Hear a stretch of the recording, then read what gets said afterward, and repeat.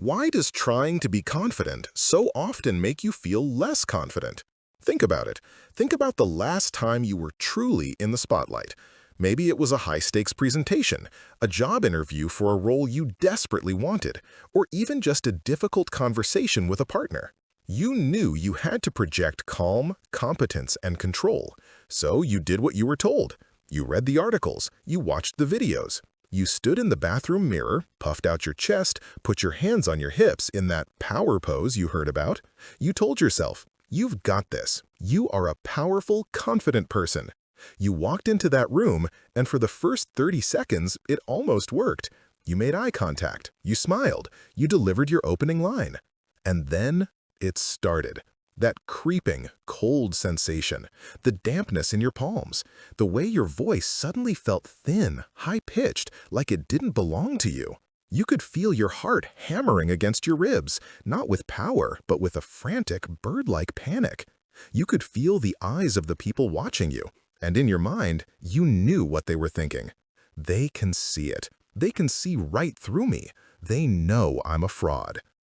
This is the confidence paradox. It is the cruel irony that the more you try to manufacture an external performance of confidence, the more your internal monitor screams, imposter. The harder you fake it, the more you amplify the very anxiety you're trying to hide. We have been sold a lie. That lie is fake it till you make it. It's one of the most common pieces of self-help advice in the world, and for most people, it is catastrophically biologically wrong. It's like telling someone with a broken leg to just run till you make it. You're not just failing to solve the problem, you are actively harming the very mechanism you need to heal. This feeling, this imposter syndrome, is not a personality flaw. It's not a sign of weakness. It is a predictable, biological symptom of a deeper conflict. It's the warning light on your dashboard, and by faking it, you're not fixing the engine, you're just putting a piece of tape over the light. In this chapter, we are going to tear that tape off. We are going to open the hood and look at the engine. You are about to understand why this strategy backfires, what is actually happening in your brain and your body when you try to fake confidence, and why this cycle of anxiety feels so impossible to break. More importantly, you are going to learn the truth. Dangerous confidence is not a performance. It is not an act. It is a biological state. And you don't get there by faking it. You get there by building it from the neural wiring up. The war inside your head. Cognitive dissonance. To understand why faking it fails, you need to understand one of the most powerful laws of human psychology: cognitive dissonance. The concept is simple. Your brain is a coherence machine. It craves, demands, and fights for alignment between your internal beliefs, your feelings, and your external actions. When these things are in harmony, your brain is calm, efficient, and powerful. But when they are out of harmony, your brain declares a state of emergency. Let's go back to that presentation. Your internal belief: I don't think I'm qualified for this. I'm afraid I'll fail. Everyone here is smarter than me. Your internal feeling: fear, panic, a biological surge of get me out of here. Your external action: you puff out your chest, you force a smile. You use a loud, booming voice and say, I am 100% certain that this is the best path forward. The gap between your internal truth, fear, doubt, and your external performance, arrogant certainty, is a chasm. Your brain, the coherence machine, spans that chasm and screams, danger, incongruence detected. This is cognitive dissonance. It is a state of profound internal stress. Your brain doesn't just register this as an, oh, that's interesting, observation. It registers it as a threat. And what does your brain do when it detects a threat? It pulls the alarm. Deep in the most ancient, primitive part of your brain, buried in your temporal lobe, is a tiny, almond-shaped structure called the amygdala. Your amygdala is your brain's alarm system. It's your 24/7 security guard. It is not smart, it is not logical, and it is not sophisticated. It does not care about your quarterly reports, your promotion, or the opinion of your boss. It has one job and one job only: To scan your environment, both internal and external, for one thing: threats. And to your amygdala, incongruence is a threat. Why? Because in the ancient world where your brain evolved, incongruence meant you were in trouble. If you were acting calm while you felt terrified, it was probably because a predator was staring at you and you were trying not to be noticed. Your lie was a signal of a life-or-death situation. So, when you stand in that meeting, performing confidence while feeling terror, your logical brain, your prefrontal cortex, is trying to give a presentation. But your amygdala hijacks the entire system. It slams the big red panic button, and what happens when that button is pushed? Your body is instantly flooded with a cocktail of stress hormones, chief among them cortisol. Cortisol is your fight-or-flight juice. It's designed to save your life. It supercharges your muscles, sharpens your vision, and pumps blood to your extremities. It does not, however, care about your ability to speak eloquently. This is the biological breakdown of faking it. That sudden, uncontrollable shake in your hands? That's cortisol telling your limbs to get ready to run or fight. That dry mouth and cracked voice? That's your digestive and salivary systems shutting down because they are non-essential in a life-or-death crisis. That racing heart? That's your body pumping blood to your limbs, preparing for battle. That blanking out feeling, where you can't remember your next point? That's cortisol and adrenaline diverting blood flow away from your complex reasoning brain, the prefrontal cortex, and to your primitive reactive brain, the amygdala. Do you see the trap? Your attempt to look confident is the very thing triggering the biological cascade of panic. This creates one of the most powerful and destructive vicious cycles in human psychology. You feel an initial seed of doubt or insecurity. You decide to fake confidence to cover it up. Your brain detects the cognitive dissonance, the lie between your feeling and your action. Your amygdala identifies this dissonance as a threat and pulls the alarm. Your body is flooded with cortisol, causing a massive physical panic response: shaking hands, racing heart, blank mind. This physical panic then confirms your original deepest fear. See, I knew I couldn't handle this. I am a fraud. I'm not just feeling scared, my whole body is out of control.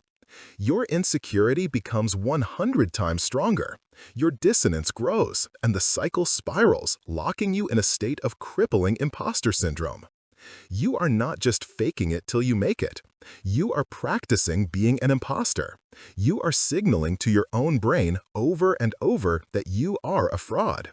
You are training your nervous system to believe that the moment you step into the spotlight, you are in mortal danger. This is why, after years of faking it, you don't feel more confident. You feel more exhausted. You've been in a constant hidden war with your own biology. It's time to sign the peace treaty. It's time to get your biology to work for you, not against you. The promise of congruence. So, if faking it is the problem, what is the solution? The answer is a word I used earlier: congruence. If faking it is the stress of dissonance, then dangerous confidence is the power of congruence. Congruence is the biological state of perfect alignment. It is the state where your internal beliefs, your emotional state, and your external actions are all telling the same story. This is the central promise of this entire book. We are not going to teach you how to act confident. We are going to do the real work of becoming confident. We are going to build a new internal state so that your external actions are no longer a performance, but a simple, effortless reflection of your internal truth. What does this dangerous confidence look and feel like? It's not what you think. It's not loud. It's not arrogant. It's not the chest-pounding alpha you see in movies. That is just another, more aggressive form of faking it. True, dangerous confidence is quiet. It is the absence of internal conflict. It is the removal of the friction between who you are and what you do. The truly confident person doesn't need to be the loudest one in the room because they are not seeking validation. Their validation comes from within. The truly confident person is not afraid to say, "I don't know," because their self-worth is not tied to being omniscient. Their confidence is in their ability to learn and adapt, not in their current knowledge. The truly confident person can receive criticism without a cortisol flood because they have separated their identity from their performance. They can listen for the 1% of truth in the feedback, extract it as data, and discard the rest. Let's replay that presentation scenario one more time. Imagine you've done the work we are about to cover in this book. You've rewired your self-doubt. You've reframed your relationship with failure. You've built an identity of unshakable self-belief. You are preparing for the same high-stakes presentation. You still feel that energy in your stomach, but now you don't label it as fear. Your brain has been retrained to interpret it as excitement, as your body getting ready for an opportunity, not a threat. You walk into that room. Your shoulders are back, not because you're forcing a power pose, but because your body naturally aligns with your internal state of self-respect. You begin to speak. Your voice is clear and steady because your amygdala is not screaming. Your body is calm. Your nervous system is regulated. You are not thinking about how you look. You are not monitoring the audience for approval. You are 100% focused on your message and the value you are delivering to the people in that room. Then someone interrupts with a challenging, aggressive question designed to throw you off. The faker would panic. Their cortisol would spike. They would get defensive or their mind would go blank. But you are congruent. You don't panic. You pause. You look at the person. You take a calm breath. You are not at war with yourself. Because there is no internal dissonance, your prefrontal cortex, your smart, logical reasoning brain, is 100% online. You consider the question. You see the flaw in its premise, and you deliver a clear, calm, and powerful answer. That is dangerous confidence. It is the quiet, unshakable biological certainty that you can handle whatever comes your way. It is the state of total congruence where your internal truth and your external reality are one and the same. This is not a fantasy. This is a teachable, trainable, biological state. And this book is your instruction manual. We are going to stop performing confidence and start building it. We will stop fighting our biology and start directing it. But before we can build a new house, we must first examine the blueprints of the old faulty one. We have to understand the toxic foundation upon which all our self-doubt has been built. The first thing you must understand is that the critical, negative voice in your head, the one that tells you you're a fraud, the one that you've been fighting your whole life, it isn't you. It is a habit. It is a neurological pathway that has been reinforced, carved, and paved into a superhighway by years of repetition. In the next chapter, we will explore the architecture of self-doubt. We are going to dive into the science of neuroplasticity, the very law that built your prison and the very law we will use to forge your key. Are you ready to stop acting? Are you ready to stop fighting yourself? Are you ready to start being? Let's begin. Your self-doubt is not a feeling. It is a habit. It is a neurological script your brain has perfected, rehearsed, and automated over decades. And that critical, cutting voice in your head, the one that whispers, "You're not good enough. You're going to fail. You're an imposter." That voice is not you. It is not a reflection of your true potential. It is not a wise, objective assessment of your worth. It is an echo. It is a recording playing on a loop down a pathway in your brain that has become so deep, so wide, and so efficient that you've mistaken it for your own identity. This is the most important and perhaps most difficult truth you must grasp if you are to become dangerously confident. You are not your self-doubt. You have a self-doubt habit. Let's look at this habit in action. You're at work. You've just finished a project and you realize you made a mistake. Maybe you sent an email to the wrong person or you missed a small detail in a report. It's a minor, fixable human error. But what happens in your mind? Does a calm, rational voice say, a mistake. Let me correct that and set up a system to prevent it in the future? Or does this happen? A hot, familiar wave of shame washes over you, your stomach clenches, and that voice kicks in. Instantly. It's not a whisper, it's a shout. You idiot, you can't do anything right. How did you miss that? Everyone is going to think you're incompetent. Sarah in accounting would never have made that mistake. You are such a fraud. You're probably going to get fired for this.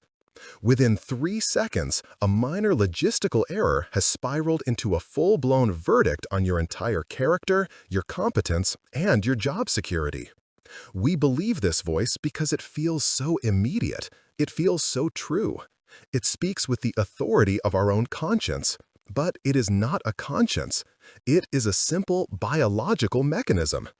It is a mechanism we are now going to pull apart piece by piece so you can finally see it for what it is, a faulty piece of wiring. To do this, you have to stop thinking of your brain as a single, unified self. You must start thinking of it as a physical, dynamic, living structure. It's a network of 86 billion neurons, the nerve cells that transmit information. And this network is not fixed like a computer's motherboard. It is a constantly changing, evolving, and malleable system. This is the world of neuroplasticity, and it is the single most important concept in all of human potential. Neurons that fire together wire together. In 1949, a Canadian neuropsychologist named Donald Hebb postulated a theory that would become the foundation of modern neuroscience. The theory is now famously simplified into a single phrase: neurons that fire together wire together. This is known as Hebb's law. It is the biological rulebook for how your brain builds habits, learns skills, and forms memories, and how it builds self-doubt. Here is what it means in simple, practical terms. Imagine your brain is a dense, uncharted jungle. When you have a new thought or experience, it's like the very first person hacking a new path through the undergrowth with a machete. It's slow, it's difficult, it's a ton of work. That path is a faint, thin trail. Let's say, as a child in school, you raise your hand to answer a question, and you get it wrong. The teacher corrects you sharply, and a few kids laugh. You feel a hot spike of shame. In that moment, a specific set of neurons fire together. The public speaking neuron fires. The making a mistake neuron fires. And the amygdala-driven shame neuron fire. A tiny new barely there footpath has just been cut into the jungle of your brain. It connects speaking up equals mistake equals shame. Now, let's say a few years later, you're a teenager. You're interested in someone, and you work up the courage to go talk to them. They look at you, roll their eyes, and turn back to their friends. You feel a crushing wave of rejection. Fire. The taking a social risk neuron fires. The being rejected neuron fires, and that all too familiar shame neuron fires again. The original footpath, speaking up equals shame, just got a little wider. It's now taking any risk equals rejection equals shame. It's easier to find this path now. It's less work to walk down it. Now let's go to your first job. You have a boss who is critical and demanding. They micromanage your work. Every day, you find yourself thinking, I'm not good enough. I'm always making mistakes. I'm not cut out for this. Every single time you think that thought, you are walking the path. You are wearing it down. You are reinforcing it. Fire. Every day, for a year. That footpath is no longer a footpath. It's a paved 2-lane road. Now, let's fast forward a decade. You have been walking this path, thinking these thoughts, for 20 years. It is not a footpath. It is not a 2-lane road. It is an 8-lane, reinforced concrete, brightly lit superhighway. Your brain, which is an efficiency machine above all else, loves this highway. It's the path of least resistance. It takes almost zero energy to use. The second your brain senses a mistake, it doesn't even look for another path. It funnels your entire consciousness onto that highway because it's the fastest, most automated route. This is why your reaction to the wrong email is so immediate. You are not choosing to think, "I am an idiot." Your brain is automating that thought. It is a script that has been so deeply embedded that it runs before your conscious logical mind can even boot up. This is the architecture of self-doubt. You are not broken. You are just highly practiced. You have, through no fault of your own, become an Olympic-level expert at the skill of self-criticism. The tyranny of the efficient brain. Here's the frustrating part. Your brain doesn't care if this superhighway leads to a dark, miserable, anxious place. Your brain is not optimized for happiness. It is optimized for survival, and its primary tool for survival is efficiency. It wants to automate as much as possible to save energy. Think about the first time you drove a car. You had to consciously think about everything. Check the mirror, foot on the brake, turn the key, hand on the shifter, ease off the brake, press the gas, not too much, check the other mirror. It was mentally exhausting. Now, if you've been driving for years, you can get in your car, drive 20 minutes, and arrive at your destination with almost no conscious memory of the journey. You were thinking about your day, listening to a podcast, your brain automated the driving. It ran the driving script on that superhighway so your conscious mind could be free. Your self-doubt is the exact same process. This is why, in Chapter 1, we learned that faking it is so useless. Faking it is like you're standing on the shoulder of your 8-lane "I'm a fraud" superhighway and you try to shout at the traffic, "Hey, I'm confident actually." The sheer momentum and tonnage of that automated traffic will drown you out. You cannot fight a superhighway. It's too big, it's too fast, it's too dominant. Trying to fight that highway head-on is exhausting. It's why you feel so drained at the end of the day. You've been trying to outwill your own brain's most efficient structure. You cannot win that fight. But here is the good news. You don't have to fight the highway. You just have to stop using it. The same law that built this prison is the exact same law that will set you free. The brain is plastic. The jungle can be reshaped. If neurons that fire together wire together, then the inverse is also true. Neurons that fall out of sync lose their link. We are not going to fight the old highway. We are going to decommission it through neglect, and we are going to build a new one. You are the architect. This is the pivot. This is the moment your life changes. Up until now, you have been a passive resident of a mental house built for you by random, painful experiences. From this moment on, you become the active architect of your own mind. We are going to deliberately fire and wire new thoughts. This is self-directed neuroplasticity. Here's how it works. We are going back to the jungle. We are going to pick a new spot, and we are going to start hacking a new path with that machete. The wrong email incident happens. Your brain, out of habit, sucks you toward the on-ramp of the "I'm an idiot" superhighway. You can feel the pull, the shame, the panic, the roar of the traffic. But this time, you pause. You observe it. You see the on-ramp. You see the highway. And for the first time, you say, "No, I'm not taking that road." You stop. You breathe. And you consciously turn 180 degrees back into the dense, overgrown, uncomfortable jungle. You pull out your machete and you start hacking a new path. You force your brain to fire new neurons. You force a new thought. New thought. I made a mistake. That is a fact. It is a behavior, not an identity. The truth is that I am a capable and intelligent person who made a single error. Hack. Swing. This is hard. It feels fake. It feels untrue. It feels 1,000 times harder than just zooming down the superhighway of self-hatred. Of course it does. You are comparing a brand new half-cut footpath to a 20-year-old superhighway. But here is the miracle. You just made those new neurons fire. Mistake neuron plus I am capable neuron plus solution-focused neuron. Fire, fire, fire.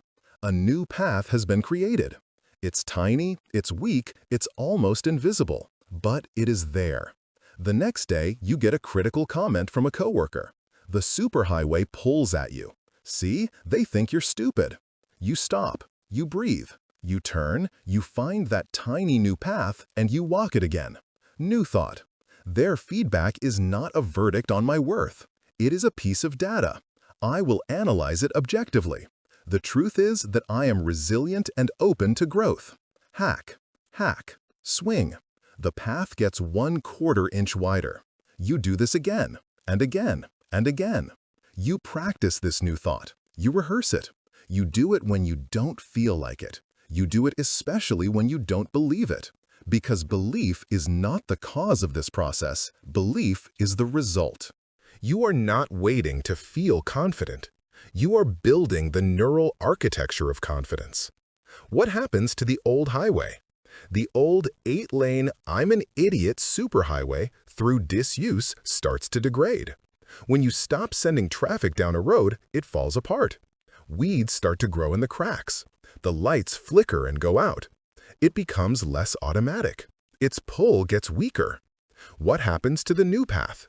With every repetition, it gets wider and deeper and faster. The machete-hacked path becomes a footpath. The footpath becomes a dirt road. The dirt road gets paved. It becomes a 2-lane highway. Then, one day, months or maybe even a year from now, you will make a mistake, and you will feel nothing.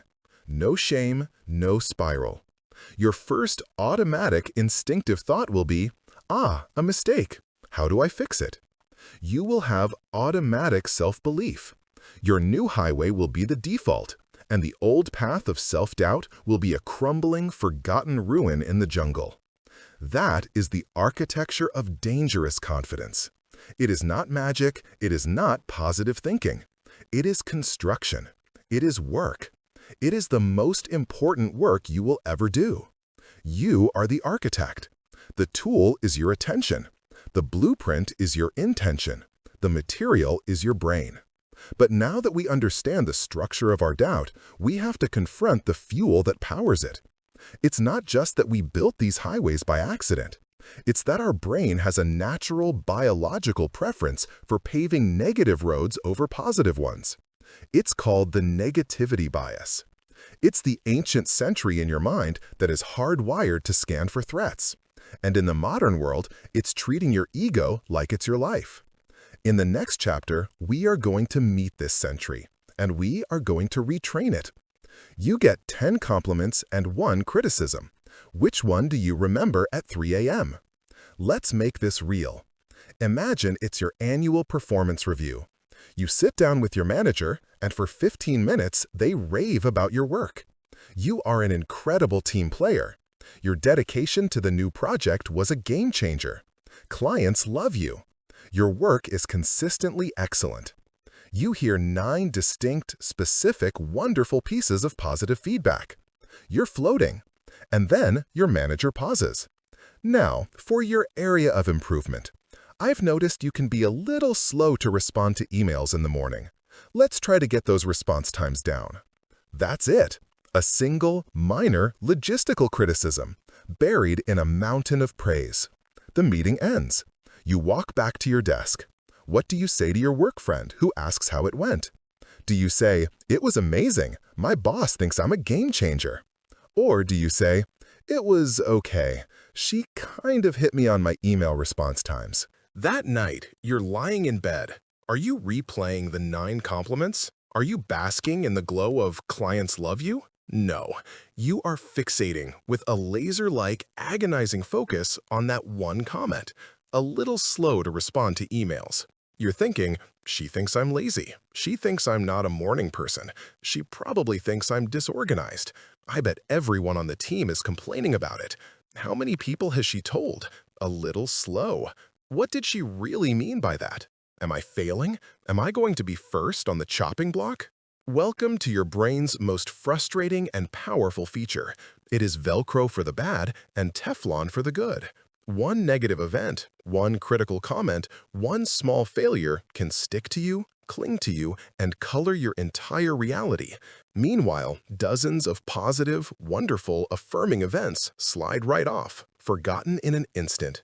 If this feels familiar, I want you to take a deep breath. This is not a personal failing. You are not being dramatic or ungrateful. You are not broken. You are simply experiencing the power of your brain's negativity bias. This bias isn't a flaw in your system. It is the oldest, most dominant feature of your system. It's an ancient piece of survival hardware that is still running your life, and it is one of the single biggest obstacles standing between you and a state of dangerous confidence. In this chapter, we are going to expose this system. We are going to meet the sentry in your mind who is responsible for it, and you are going to learn a precise, powerful technique to retrain this sentry so you can finally choose what you focus on and deliberately internalize your own success. Your brain's ancient sentry. To understand the negativity bias, you have to travel back in time. Not just to your childhood, but back 100,000 years to the savannas where your brain's operating system was first coded. Imagine two of your early ancestors. Let's call them Grok and Thag. Grok is an optimist. He's a glass-half-full kind of guy. He wakes up, sees a beautiful sunrise, and spends a few minutes appreciating the colors. He finds a patch of delicious berries and is 100% focused on how sweet they taste. He hears a rustle in the tall grass nearby and thinks, it's probably just the wind. What a lovely day. Thag, on the other hand, is an anxious wreck. He's a glass is probably poisoned kind of guy. He wakes up and immediately scans the horizon for predators. He sees the same sunrise and thinks, good, the light means I can spot the things that want to kill me. He finds the same berries, but he's obsessively checking each one, remembering that his cousin got sick from a bad batch last week. He hears the exact same rustle in the grass, and his brain instantly floods with cortisol. He assumes it's a lion. He leaps back, his spear is up, and he is ready for a life-or-death fight. Now, which one of these two ancestors lived to pass on their genes? Which one is your great-great-great-great-grandfather? It's Thag, the anxious, pessimistic, obsessive one. Grok, the optimist, got eaten. We are the direct descendants of the humans whose brains were exquisitely tuned to find the one negative thing in a sea of positives. That is the negativity bias. Your brain, specifically your amygdala, the alarm system we met in Chapter 1, is a threat detection machine. It is a sentry. Its full-time, 24/7, high-alert job is to scan your world and ask one question over and over and over. What could kill me? What could hurt me? What could go wrong? Your ancestors' brains were wired this way for a simple reason. A missed opportunity, like missing the berries, was a cost. But a missed threat, like missing the lion, was catastrophic. It was game over. The cost of being wrong about a positive was low. Grok thought it was a lovely day, but it was a lion. Cost? His life. The cost of being wrong about a negative was low. Thag thought it was a lion, but it was just the wind. Cost? A few minutes of being stressed out. Your brain is built to make Thag's mistake. It is hardwired to overreact to potential negatives, because in the world it evolved in, that was the only strategy that guaranteed survival. The sentry in the modern world. Fast forward to today. You are sitting in that performance review. Your sentry, your ancient 100,000-year-old brain wiring, is on duty. It hears, incredible team player. The sentry ignores it. It's Teflon. Why? Because team player is not a survival-critical piece of information. It's a nice-to-have, like a pretty sunset. It hears, clients love you. The sentry ignores it. Teflon. It's sweet berries. Nice, but not urgent. It hears, a little slow on emails. Beep, beep, beep, beep. The sentry slams the panic button. The amygdala lights up. Why? Because your ancient brain cannot tell the difference between a social threat and a physical threat. To your sentry, slow on emails translates instantly to, the tribe is displeased with me. I am not pulling my weight. I am going to be cast out of the group. And 100,000 years ago, being cast out of the group was a death sentence. A lone human could not survive. Social rejection was a life or death threat. So, your sentry latches onto that criticism. It becomes Velcro. It magnifies it. It forces you at 3 a.m. to obsess over it, to analyze it from every angle. It is desperately trying to solve the threat of the displeased tribe so you don't get cast out and eaten by the lion. Do you see now? Your fixation on that one criticism is not a weakness. It is your brain's most ancient survival instinct kicking into high gear. It's a feature, not a bug. The problem is, this feature is wildly outdated. It is running ancient, buggy 10,000 BC software to manage your 21st century life.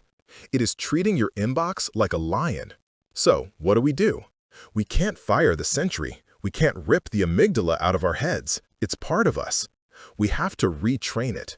We have to update its programming. We have to become its manager. This is where dangerous confidence begins to take root. It is the ability to master this internal system, to hear the alarm but not let it drive the car. The solution: cognitive diffusion. The technique we will use is called cognitive diffusion. It is one of the most powerful psychological tools ever developed, rooted in acceptance and commitment therapy, ACT. Here's the core concept. Most of us are fused with our thoughts. We believe we are our thoughts. The thought, "I am a failure," is experienced as a fact, as an essential truth about who we are. We are in the thought, like a person caught in a raging river, being swept away by the current. Diffusion is the act of separating yourself from your thoughts. It is the act of stepping out of the river onto the bank and watching the river of your thoughts flow by. You are no longer in the thought. You are the observer of the thought. A thought is just a thought. It is an electrical chemical event in your brain. It is not a fact. It is not a command. It is not you. When you are fused, the sentry shouts, "Threat!" and you become the panic. When you are defused, the sentry shouts, "Threat!" and you say, "Ah, I hear the alarm. Interesting. What's it trying to tell me?"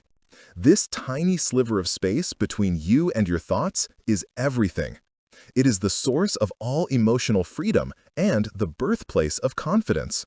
Here is the 3-step process. This is your new action plan. The next time the sentry fires, the next time you get a criticism or make a mistake or feel that wave of not good enough, you will do this. Step 1, the pause and the label. The moment you feel that hot, familiar sting, the shame, the anger, the anxiety from the slow on emails comment, your first instinctive reaction is to fuse with it, to let it become your reality. Your new job is to catch it. You must insert a pause. You just notice it. You stop. You take one single deep breath. This act, by itself, interrupts the automatic superhighway reaction from Chapter 2. Then you label the thought, but you label it in a specific way.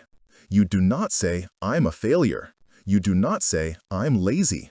You say, "I am having the thought that I am a failure." Or, even more simply, "I am noticing my brain is doing that 'I'm not good enough' script." Or, my personal favorite, "The negativity sentry is on duty. Got it." Do you feel the power of that shift? "I am a failure" is a fact. It is a verdict. You are fused. "I am having the thought that I am a failure" is an observation. You are defused. You are on the riverbank. You are not the thought. You are the noticer of the thought. You've just created space. Step 2. Thank the sentry. Now that you have this space, you can interact with the thought differently. Your old habit is to fight the thought. "No, I'm not lazy. I work so hard." Or you believe the thought and spiral into self-hatred. Both are traps. Fighting the thought gives it energy. Believing it gives it power. Your new move is to acknowledge it. You will thank your brain. This sounds insane, but it is a biological masterstroke. You are de-escalating the situation. You are speaking directly to your amygdala, to your sentry, and acknowledging its intent.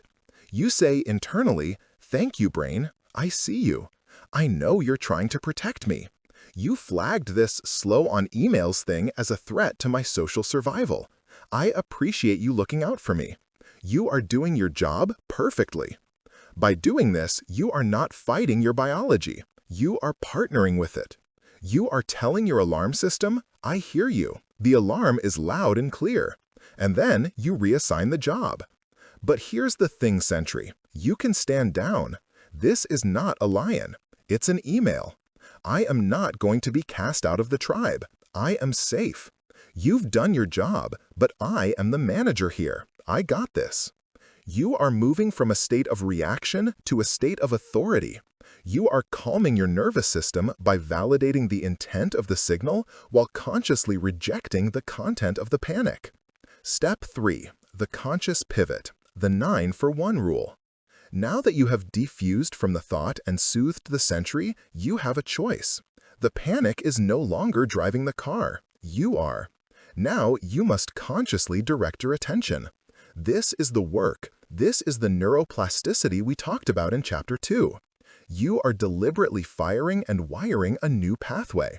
I call this the 9-for-1 rule. Your brain on autopilot will give 99% of its attention to the 1 criticism and 1% to the 9 compliments. You are now going to manually override that system. You are going to force your brain to sit with the positive. You will literally take out a piece of paper or open a new document, and you will write down the 9 compliments. I am an incredible team player. My dedication was a game changer. Clients love me. And so on. You will not just list them. You will engage with them. You will force your brain to make them real. Underneath "clients love me," you will write, "This is true. Remember when the client from Acme Corp sent that email to my boss about how helpful I was? Remember when I stayed late to fix that issue for the Smith account?" You are forcing your brain to chew on the positive. You are making the Teflon into Velcro. This will feel uncomfortable. It will feel hard, much harder than obsessing over the negative. Of course it does.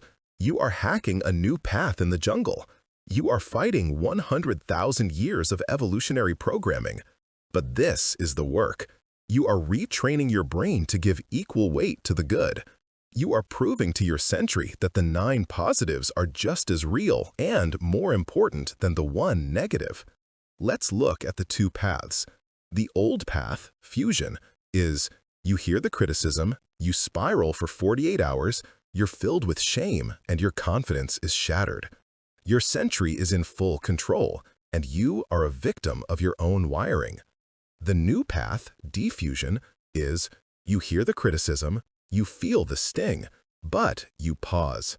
1. Label. Ah, there's my Sentry, flagging a threat. That's the negativity bias. 2. Thank. Thanks, brain. I hear you. It's not a lion. I'm safe. 3. Pivot. Now, let's get to work on those 9 compliments. Let's prove them to ourselves. You are not a victim of your thoughts. You are the manager of your mental factory. Dangerous confidence is not about never having a negative thought again. That's impossible. You are a human, and you are equipped with a Sentry. Dangerous confidence is about your recovery speed. It's about seeing the thought, hearing the alarm, and having the tools to diffuse, manage, and pivot back to your center, not in 48 hours, but in 48 seconds. You have now examined the faulty wiring of self-doubt. You have now met the Sentry that fuels it with negativity. You have the tools to stop the runaway train. But stopping the negative is only half the battle. Now we have to build the positive. We have to stop waiting for compliments from the outside world. We have to learn how to manufacture our own validation from the inside out. We have to learn the biology of belief. You don't get confident by succeeding. You succeed by deciding to be confident first. Read that again. This is the single biggest mindset shift you will make on this journey.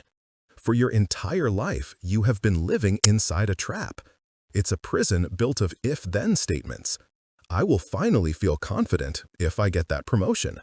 I will finally feel successful if I get 10,000 followers. I will finally feel attractive if that person agrees to a date. I will finally feel like a real entrepreneur if my company hits $1 million in revenue. This is what I call outcome-based confidence. It is the belief that confidence is a reward the world gives you after you have proven your worth.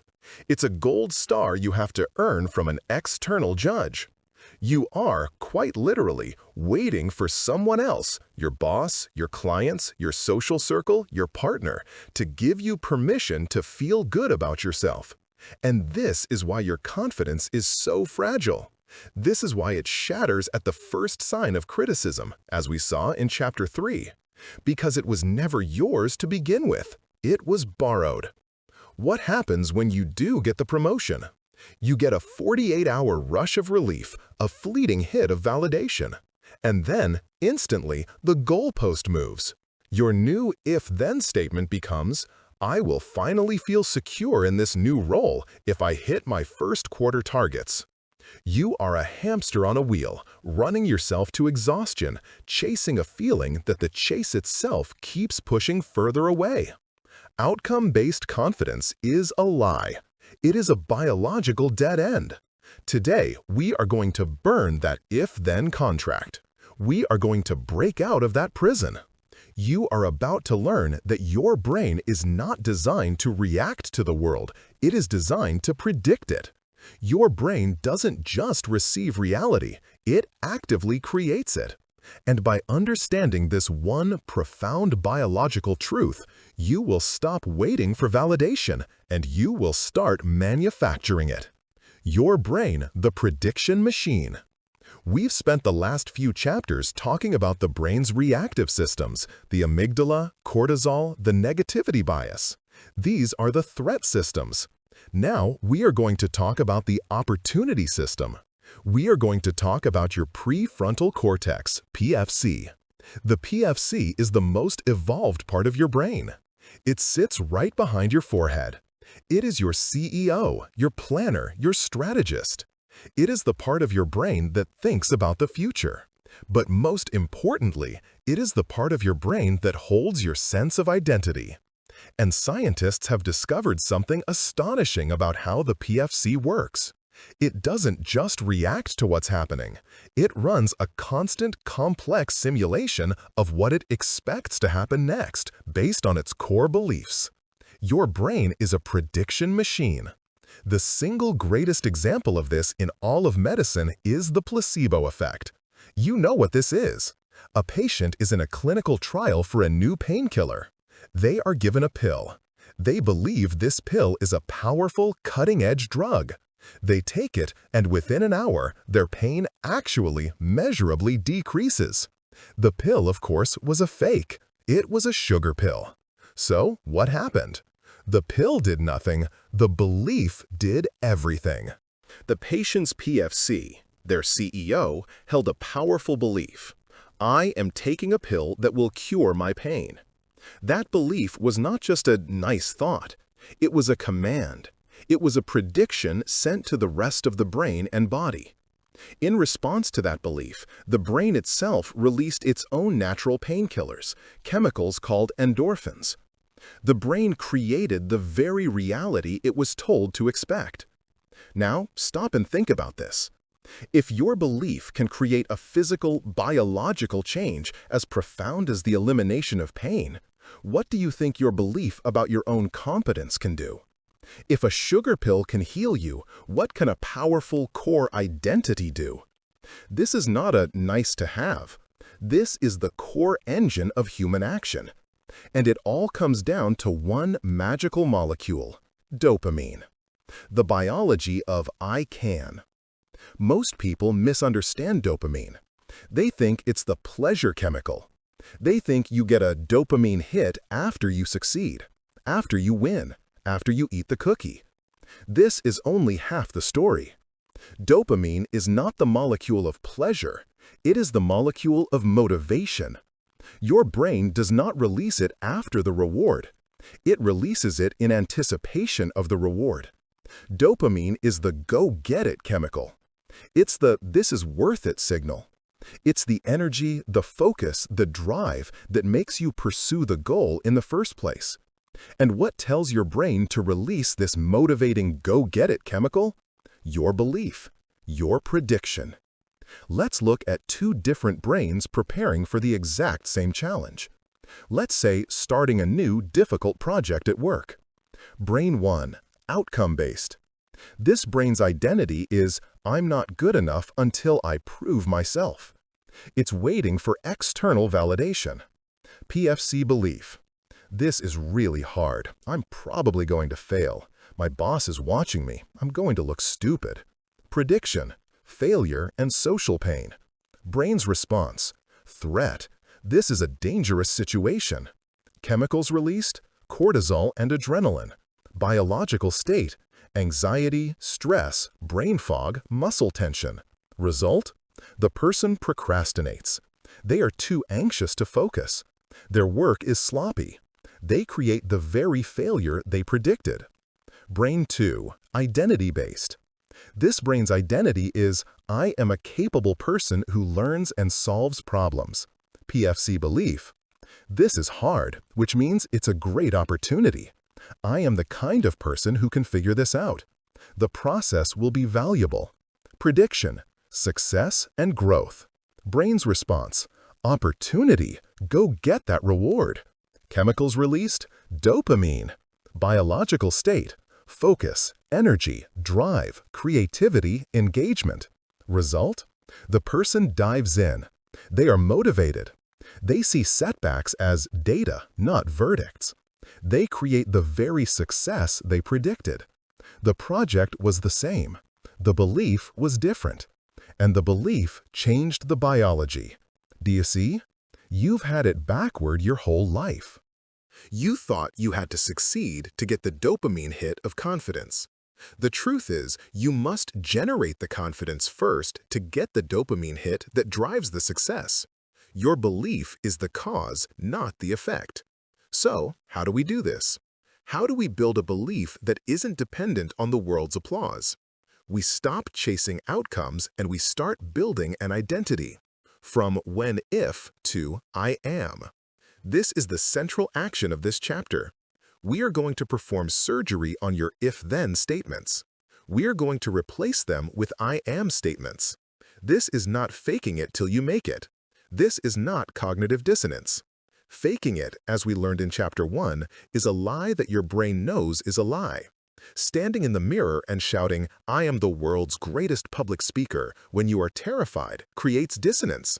It triggers the amygdala. It backfires. Identity-based confidence is different. It is not about outcome. It is about process and character. You don't say, I am the world's greatest speaker, a lie about an outcome. You say, I am a person who prepares diligently. You say, I am a person who shows up even when it's uncomfortable. You say, I am a person who learns from every single experience. Do you see the difference? These I am statements are 100% true. You are in control of them. No one can ever take them away from you. Your validation is no longer, did the audience clap? Your validation is, did I prepare diligently? Did I show up? If the answer is yes, you win. You have succeeded on your own terms. You have just manufactured your own validation. This shift moves your sense of control from external, what other people think, to internal, what you do. This is the very definition of an internal locus of control, the psychological bedrock of all healthy, resilient, dangerous confidence. So, how do we make the brain believe this new identity? We can't just say it, we have to prove it. The evidence locker, how to build proof. Remember Hebb's law from Chapter 2? Neurons that fire together wire together. Your old identity, I'm not good enough, is a superhighway. Your new identity, I am a person who always follows through, is a tiny footpath in the jungle. We have to pave that new road. And we pave it with proof. Your brain is a logical, evidence-based system. It will not believe a new identity just because you say so. You must show it evidence. You must become a curator of your own success. You must build an evidence locker for your new identity. Here is your new daily practice. Step 1. Define your I am identity. Pick one to start. Keep it simple. Let's say you want to move from I'm lazy and undisciplined to I am a person who keeps promises to myself. What if you could stand your way into a state of power? In our next chapter, we explore the physical physics of confidence. We are going to use your body to change your mind? Can you stand your way to confidence? Can the simple physical shape of your body right now dictate your mental and emotional state? The answer, according to a deep well of neuropsychology, is an emphatic yes. For the last 4 chapters, we have been doing the critical internal work. We've been rewiring the superhighways of self-doubt. We've been retraining your negativity sentry. We've been manufacturing our own validation by building a new identity. But your mind is not floating in a jar. Your brain is a command center, but it is in a constant 24/7 two-way conversation with every other part of your system. And its most important partner in this conversation is your body. We've all been taught that this is a one-way street. Mind tells body what to do. You feel insecure, so you hunch your shoulders. You feel happy, so you smile. You feel defeated, so you slump. But what if this isn't a one-way street? What if it's a feedback loop? What if your body is constantly sending signals back to your brain, signals that your brain uses to decide how it should feel? What if your slump is not just a result of your defeat, but is actually a cause of you continuing to feel defeated? This is the key, and it is the secret to embodying the confidence we've been building. Think about the last time you felt truly intimidated. Maybe you were walking into a party where you didn't know anyone, or starting your first day at a new job, or sitting in a waiting room for a critical meeting. What did your body do? Without your permission, what shape did it take? I'm willing to bet you made yourself small. You crossed your arms, creating a physical barrier in front of your chest. You hunched your shoulders, subconsciously protecting your neck and vital organs. You might have crossed your legs or tucked your feet under your chair. You probably dropped your gaze, avoiding eye contact. You, in every physical way, shrank. This is a primitive animalistic response. When we feel threatened or low status, we physically contract. We try to become a smaller target. We try to disappear. Here is the problem. Your brain notices. Your conscious CEO brain, your prefrontal cortex, might be trying to run the script. Be confident, you're fine.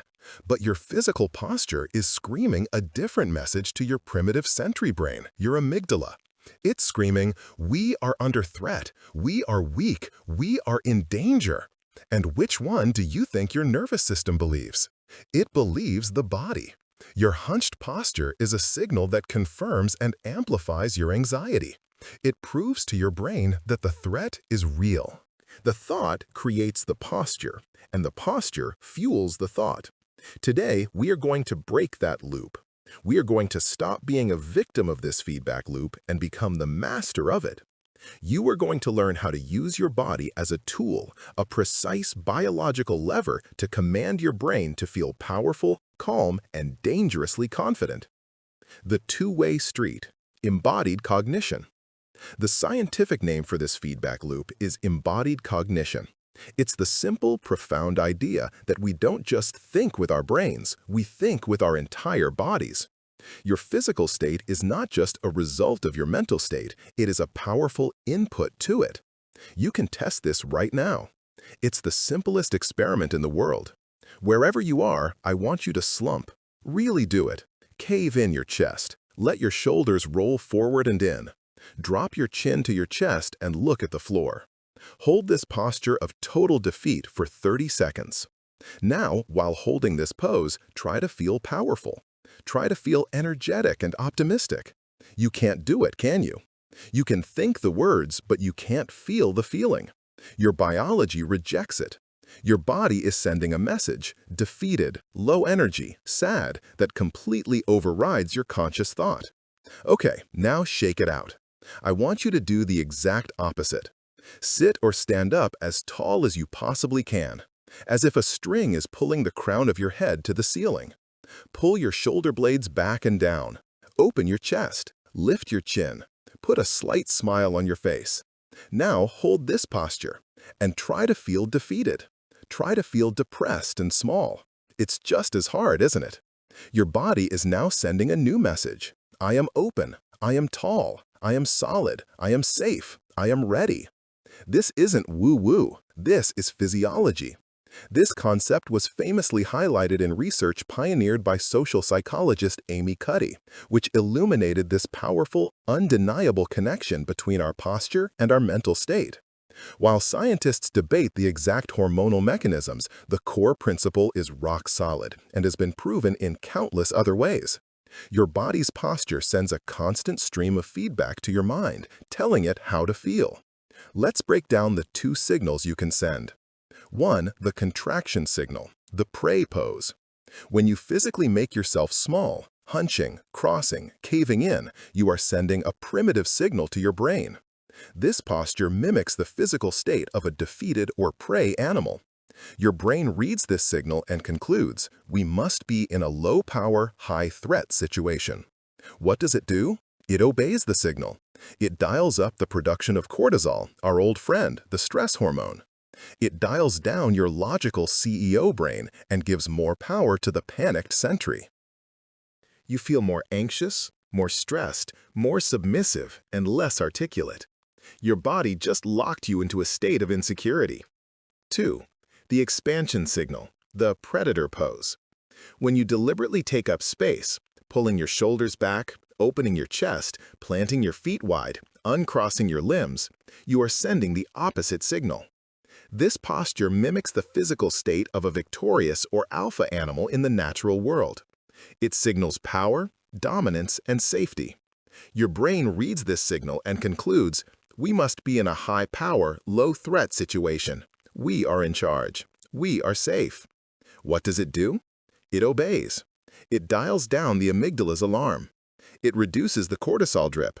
And, according to the research, it increases your brain's sensitivity to testosterone, in both men and women. This is the hormone of assertiveness, dominance, and confidence. The result? You feel calmer, more powerful, more in command, and more like yourself. This is the physics of confidence. You are using a physical lever to change your own brain chemistry. And here's the most powerful part. In Chapter 1, we learned that faking it, like saying, I'm the best, when you feel like a fraud, creates cognitive dissonance and backfires. This is different. You are not lying to your brain. You are speaking to your brain in its native, primitive, nonverbal language. You are signaling to your amygdala, all is well. And the amygdala, which doesn't understand your complex financial spreadsheets, but absolutely understands the language of posture, listens. You are using your body to change your mind. Your new postural toolkit. Priming for power. So, how do we use this? We stop letting our posture be a reactive accident. We start making it an intentional tool. This is not about walking around all day with your chest puffed out like a cartoon character. That's just another performance. This is about strategic preparation. The most powerful time to use this technique is before the stressful event. You are going to prime your body, and thus your brain, for confidence. Here is your new toolkit. Tool 1, the 2-minute warm-up for high-stakes events. This is for the moments before the job interview, the big presentation, the first date, or the difficult conversation. The mistake. You sit in the waiting room or your car, hunched at your phone, scrolling anxiously. You are physically practicing being small and stressed. You are priming yourself for failure. The new way. Find a private space, a bathroom stall, your car, an empty conference room, or even a stairwell. You are going to intentionally take up space for 2 full minutes. The pose. The victory or Superman. Stand tall, feet planted shoulder-width apart. Place your hands firmly on your hips. Pull your shoulders back and open your chest. Lift your chin. Alternative. If that feels too aggressive, try the starfish. Stand and lift your arms up and out in a giant V shape, like you've just won a race. Open your hands wide. Set a timer on your phone for 120 seconds. As you hold this expansive, high-power pose, you are going to breathe. Not shallow chest breaths, but deep, slow, diaphragmatic breaths in through your nose and out through your mouth. The I am stag. Now, combine this with the work from Chapter 4. As you hold the pose, you repeat your I am statements. I am a person who prepares diligently. I am ready for this. I am calm and in command. The result. When that timer goes off, you will walk out of that stall biologically changed. Your cortisol levels will be lower. Your nervous system will be calmer. You have physically and mentally shifted from a state of threat to a state of challenge or opportunity. You are primed. Tool 2. The grounded pose for in-the-moment stress. This is for when you are in the meeting or at the dinner table and you feel that familiar anxiety starting to creep in. You can't stand up and do the Superman. You need something subtle. The mistake. You feel the stress, so you cross your arms, cross your legs, and start to fawn. You make yourself small to appease the threat. This just floods you with more cortisol. The new way. You ground yourself. You subtly take up space. The pose. The root. Sit up straight. Uncross your legs. Plant both feet flat on the floor, shoulder-width apart. This simple act roots you to the earth. It signals stability. Next, uncross your arms. Rest your hands on the table, palms down, or on your thighs. This is an open and ready posture. The process. As you do this, you focus on your breath and the physical sensations. Feel your feet on the floor. Feel the chair supporting your back. Feel your hands on the table. The result. This pose breaks the fawn response. It signals to your brain, I am not a threat and I am not threatened. I am solid, I am present. It stops the cortisol spiral in its tracks and keeps your prefrontal cortex, your CEO brain, online so you can think clearly. Tool 3. The all-day audit. This is the final, most important step. The first two tools are interventions. This one is about changing your default state. You must become a conscious observer of your own body. At your desk, are you hunched over your keyboard, your shoulders up by your ears? You are practicing stress. Fix it. Get an ergonomic chair. Set a timer to stand up, stretch, and open your chest every 30 minutes. In line for coffee. Are you staring at your phone, neck bent, body collapsed in on itself? You are practicing being passive and small. Fix it. Put the phone in your pocket. Stand tall, plant your feet. Look at the world around you. Watching TV. Are you curled into a tight ball on the couch? That's fine for rest, but notice it. Notice how a small posture is associated with passive, low-energy states. This isn't about being rigid, it's about awareness. It's about realizing that every shape your body takes is a vote for either confidence or insecurity. You have done the work to rewire your mind. You have learned to retrain your sentry.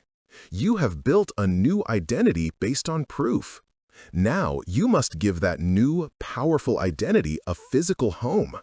Your body is not a luggage you have to drag around. It is a vehicle you get to drive. It is a tool you get to use. When you align your physical self with your new internal identity, the congruence is total. The dissonance we talked about in Chapter 1 is gone. Your thoughts, your identity, and your physical presence are all telling the same story. That is embodied power. That is dangerous confidence. But now we have to deal with the rest of the world. We've built this internal fortress of mind and body. But what happens when other people try to tear it down? What happens when we say yes to everyone else and no to ourselves? In the next chapter, we are going to forge the walls of that fortress. We are going to learn the power of no. Why does saying yes to everyone else make you respect yourself less? It's a strange, bitter math, isn't it? You become the go-to person. You're reliable. You're helpful. You're such a team player. You collect all of this external praise, but you go to bed at night feeling empty, drained. And if you're really honest with yourself, you feel a low humming buzz of resentment. This is the disease to please. It feels like a virtue. It feels like kindness, like generosity. But it's not. It's a compulsion, and it is one of the most powerful enemies of confidence. Let's paint the picture. It's 4:55 p.m. on a Friday. You are packing your bag. You have important plans you've been looking forward to all week. A dinner, a flight, time with your kids, Time for yourself. Your boss walks over, a frantic look in their eyes. Oh, thank goodness you're still here. I really need your help with something. It's a quick request from the client. It has to go out tonight. Time seems to slow down. You feel a cold pit open in your stomach. You can feel your pulse in your throat. You can hear two voices shouting in your head. One voice, the real one, is screaming, "No, absolutely not. It's Friday. I have a life. This is their poor planning, not my emergency." But the other voice, that one, is louder. It's the one that moves your mouth. It's the one that forces a tight, thin smile and says, "Oh, yeah, of course, no problem. Just email it over." Your boss floods with relief. "You're a lifesaver. Thank you." They walk away, and you are left in the empty office, a building wave of self-hatred and resentment washing over you. You've just sold out your own life for what? To avoid 30 seconds of awkwardness? To get a thank you that feels more like a shackle?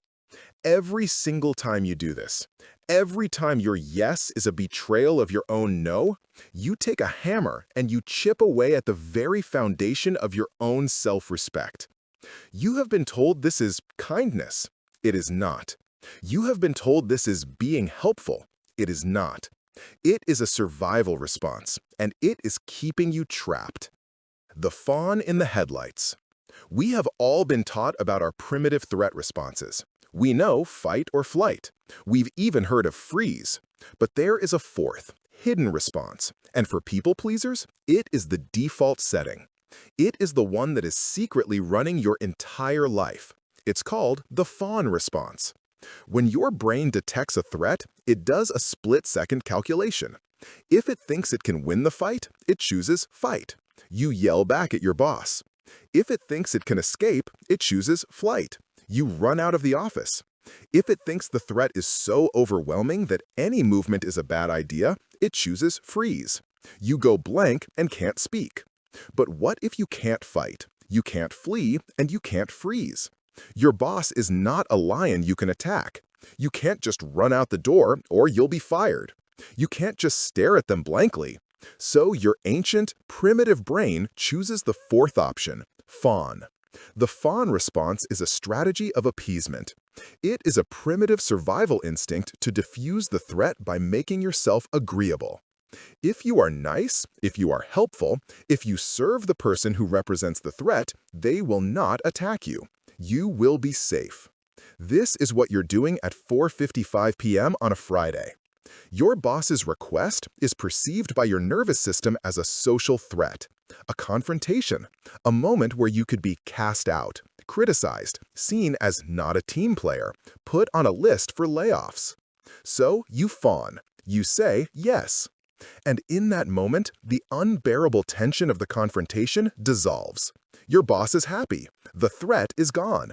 But here is the critical, life-altering distinction. You are not calm. Your yes was not a choice made from a place of power. It was a reflex triggered from a place of fear.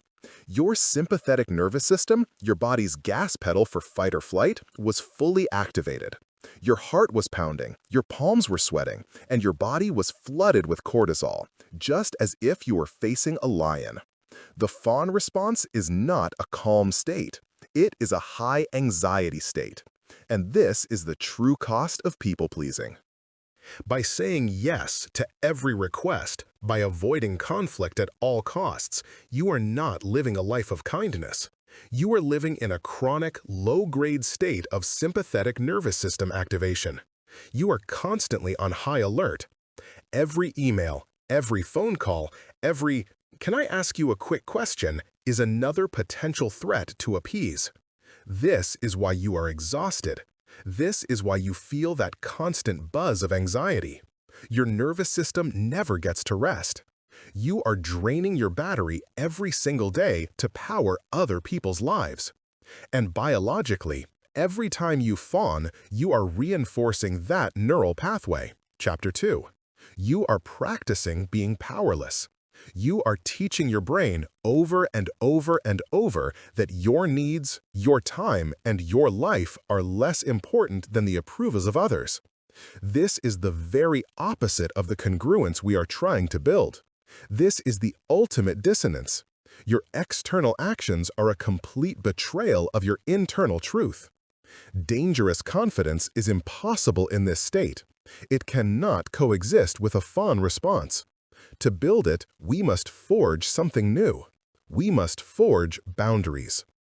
The fortress and the gate. A boundary is not a wall. This is the first mistake people make. They think a boundary is an aggressive, cold, 20-foot-high barrier to keep everyone out. No, a boundary is a gate. A fortress with no gates is a prison. A fortress with no walls at all is a ruin, open to every invader. Dangerous confidence is living in a fortress with strong gates, and you are the gatekeeper. You decide what comes in. You decide what goes out. You decide who is welcome and when. The power is not in the no. The power is in your right to say it. A no to someone else is the most powerful yes you can ever give to yourself. It is the ultimate act of internal validation. Chapter 4. It is you becoming the source of your own approval. It is you saying, my time, my energy, my mental health, and my plans matter. This is going to feel terrifying at first. When you say your first no, your fawn response is going to scream. Your amygdala will light up. Your sympathetic nervous system will flood you with panic. You will feel like you are in terrible mortal danger. Good. That is the feeling of rewiring. That is the feeling of that old, toxic superhighway fighting for its life.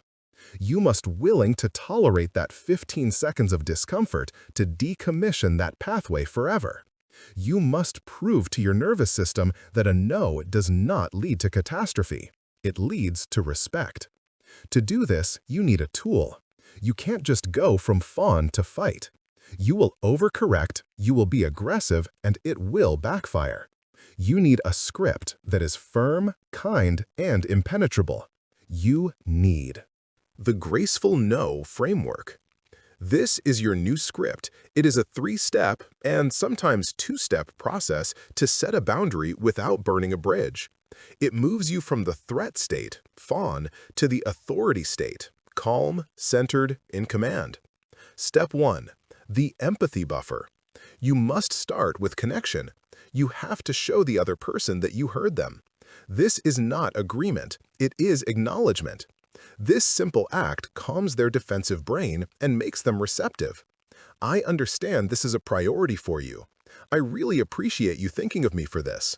I hear that you're in a tough spot. I know how important this is to your cousin. Step 2. The clear no statement. This is the heart of the framework. It must be simple, direct, and unambiguous. Do not use weasel words. Do not say, I think I can't, or I'm not sure, or I'll try. Those are not no's. Those are maybes. And a maybe is a hook for a people pleaser. Your no must be a clean, clear statement. But I am not able to take that on right now. I don't have the capacity for that at this time. My answer is no. I am not available for that. Notice what is missing: an apology. You never apologize for a boundary. You do not need to say, I'm so sorry, but. I'm sorry implies you did something wrong. You have done nothing wrong. You are simply stating a fact. Step 3. The redirect. This is optional. This is where you can offer an alternative if you genuinely want to. This is not an apology or a justification. It is a helpful suggestion that reinforces your position of authority. Will that work for you? Have you asked Sarah? She's the expert on that system. I can't help with the fundraiser, but I'd be happy to make a small donation.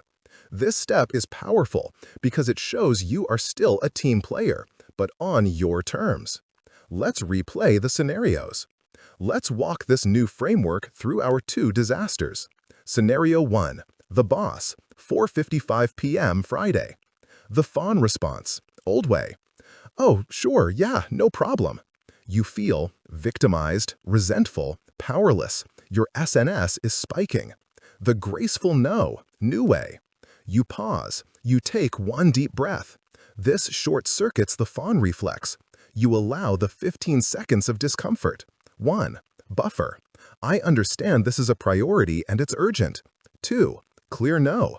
But I'm not able to get to that this evening, as I have a hard stop. 3. Redirect. I can have it on your desk as my very first priority at 9 a.m. on Monday. Will that work? Let's analyze this. You were respectful. You were professional. You were clear. You did not lie. You did not over-explain. I have to go to dinner with my sister who's in from out of town. You just said, I have a hard stop. It is not debatable.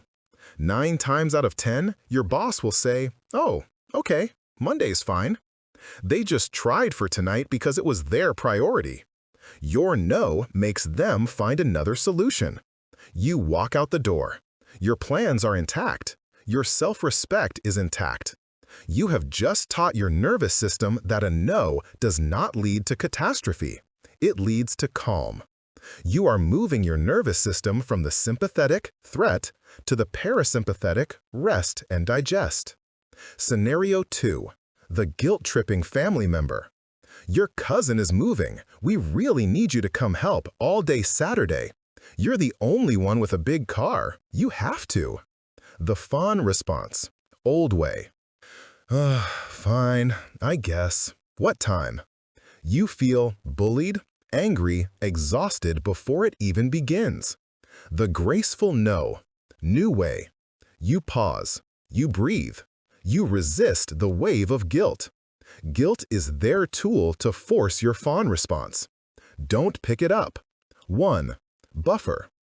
I hear that you're in a real bind with the move, and I want to be supportive of you and cousin Mark. 2. Clear no. But I am not available to help for the entire day on Saturday. 3. Redirect. What I can do is come by for 2 hours in the morning, from 9 to 11. Or I'd be happy to drop off pizza and drinks for everyone in the afternoon. Which would be more helpful? Boom. You are not a bad family member. You are a clear one. You have defined the gate. You have stated exactly what you are willing and able to give. You are no longer a victim of their demands. You are an active participant in the solution. You have offered a choice, but both choices work for you. This is the work. This is forging steel. Every time you deploy the graceful no, that new neural pathway gets stronger. The fawn response gets weaker. It will scream at you the first 5 times. The 10th time, it will be a whisper. The 20th time, it will be silent. Your new default will be calm. Your new default will be authority. Dangerous confidence is not about being cold. It's about being clear. It's about being so secure in your own validation, so rooted in your own identity, Chapter 4, that you no longer need to buy other people's approval with pieces of your own life. A no is the sound of your confidence being forged. It is the sound of your fortress gate closing firmly, calmly, and with your hand on the latch. It is the sound of you finally saying yes to you. Now, when you start setting these boundaries, not everyone will be happy. Some people benefited from your old, boundaryless self. They might push back. This pushback might feel like a failure. It might feel like a setback. But what if every setback, every failure, every moment of pushback was actually just fuel? In our next chapter, we are going to learn how to weaponize your failures. What if every failure you've ever had was actually a prerequisite for dangerous confidence? What if the failures you hide, the ones you cringe at, the ones that keep you up at night, what if they weren't verdicts on your worth, but were, in fact, the raw material you needed to build an unshakable life?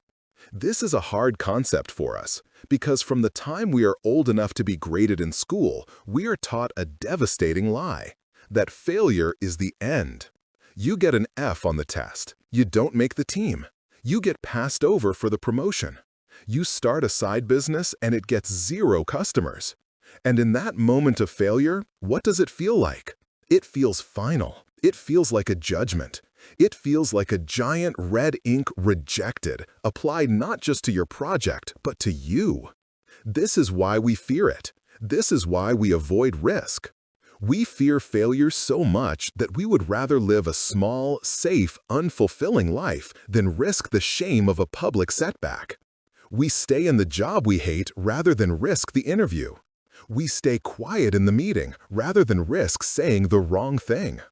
Our fear of failure is not a barrier to confidence. It is the barrier. And today, we are going to dismantle it. You are about to learn what is actually happening in your brain when you fail.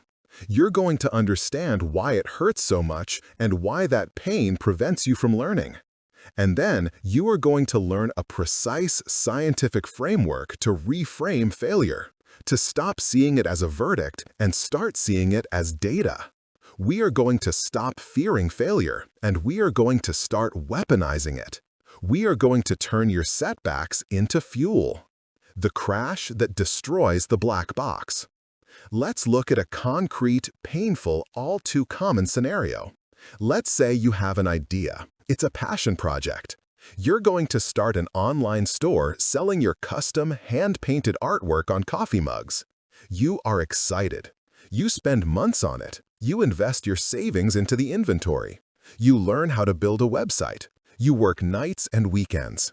You launch. You post on social media. You tell your friends. And nothing. Crickets. A week goes by. 0 sales. A month goes by. 1 sale. And it was from your aunt who you're pretty sure just felt sorry for you. The project is a failure. Now, what happens in your mind? For 99% of people, a predictable, toxic, and useless spiral begins. The voice from Chapter 2 kicks in. You idiot! You wasted all that time. You wasted all that money. Who did you think you were? An entrepreneur? You're a joke. Everyone is laughing at you. You are a failure. This is the emotional spiral. But let's look at the biology of this spiral. Why is it so powerful and, more importantly, so useless? When you experience a failure this big, one that is tied to your hopes and your identity, your brain's sentry, the amygdala, does not register this as a disappointing data point. It registers this as a catastrophic social threat. It screams, our status in the tribe is plummeting. We just proved we are not competent. We are going to be cast out. This triggers a full-blown amygdala hijack. The alarm is pulled. Your system is flooded with cortisol and adrenaline. Your body goes into a state of acute, high-level fight or flight. You feel that hot shame. Your stomach clenches. Your heart pounds. You are, in a very real biological sense, surviving an attack. And here is the most important part of this entire chapter.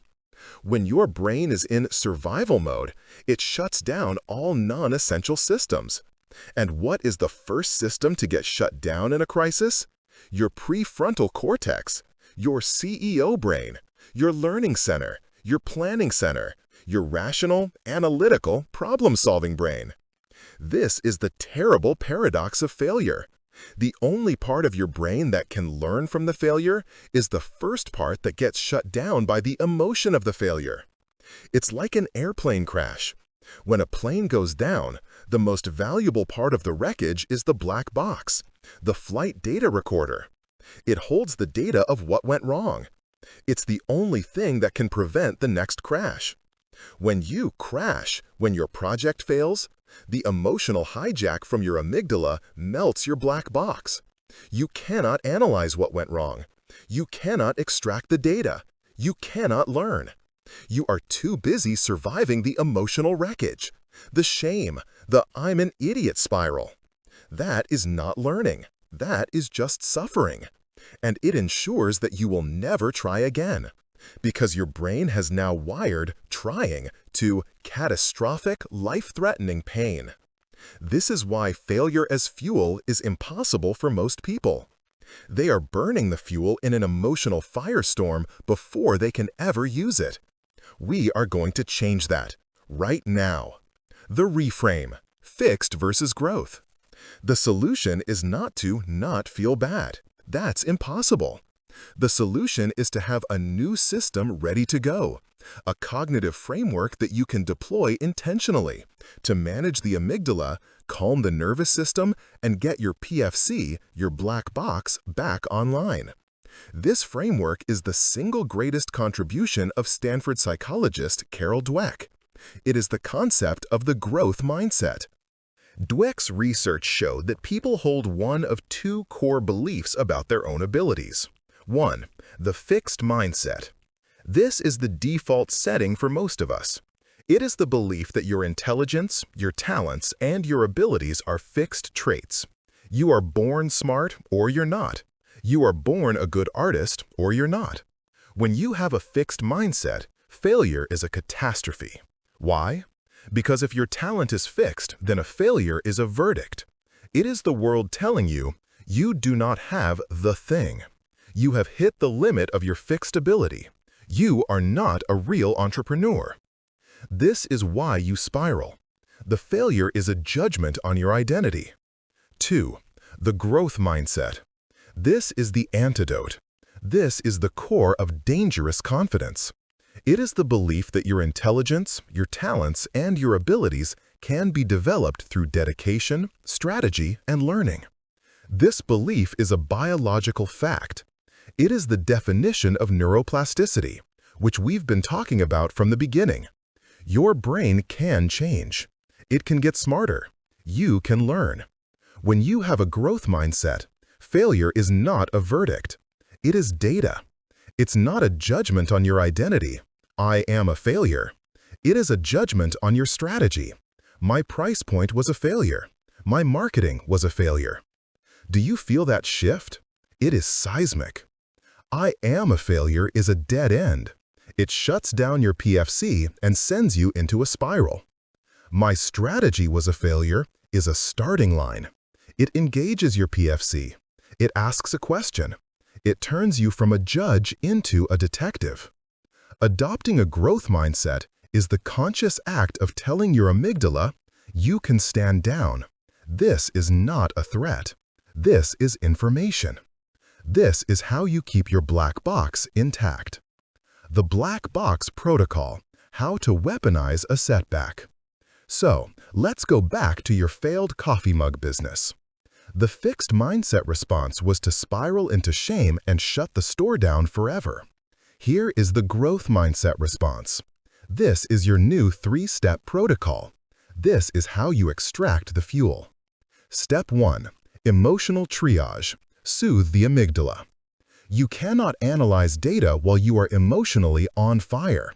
You must calm the nervous system first. You must tolerate the negative feeling without becoming it. Acknowledge. You say, this hurts. I am feeling a deep sense of disappointment and embarrassment. And that is a normal and human response to a setback. A diffuse. Chapter 3. I am noticing my brain is telling the I'm a failure story. That's the old highway. That's the fixed mindset talking. I see it. I'm not going to fight it, but I'm not going to fuse with it. Breathe. Chapter 5. You stand up, you pull your shoulders back. You take 3 deep, slow breaths and physically tell your nervous system that you are not being chased by a lion. You do this until you are calm. This might take 10 minutes. It might take a day. You do not proceed to step 2 until your emotional fire is out. You cannot analyze a crash while it is still burning. Step 2. Separate identity from outcome. Activate the growth mindset. Now you must consciously draw a line in the sand. You must remind your brain of the new rules. You say, out loud if you have to, my identity is not my outcome. The failure of this project is not a verdict on my potential. I am a person who learns from setbacks. I am a person who can figure this out. This links directly to your I am identity from Chapter 4. This act primes your prefrontal cortex. It's like turning the key.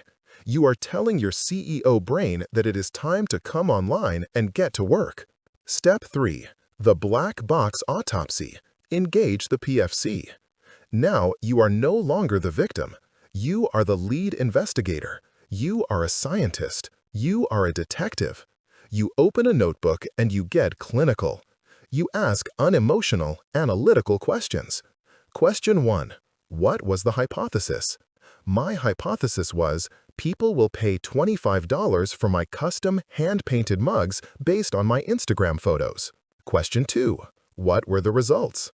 The results were, 1,000 people visited the site, data from analytics, but 0% converted to a sale. My aunt bought one, but only after I called her. Question 3. What is the data? This is the fuel. The data shows the failure was not interest. 1,000 people came. The fuel is that my marketing, getting them to the site, worked. The failure was in the conversion. Why? Question 4. What are the new hypotheses? A. My price was too high. People will pay 15 but not 25. B. My photos were not professional enough. They didn't trust the quality. C. The product is wrong. People like my art, but they don't need another mug. Maybe they want prints or t-shirts? Do you see what just happened? You have just single-handedly turned a catastrophic dead end into 3 new high-potential pathways. You have weaponized the failure. It is no longer a reason to quit. It is a laser-guided instruction manual for what to do next. The fuel isn't just the data. The fuel is the resilience you just built. The fuel is the proof you just gave to your brain, Chapter 4, that you are not the kind of person who is destroyed by a setback. You are the kind of person who learns from it. This is the very essence of dangerous confidence. It is not the arrogant confidence of someone who thinks they will never fail. That is an illusion. That is brittle.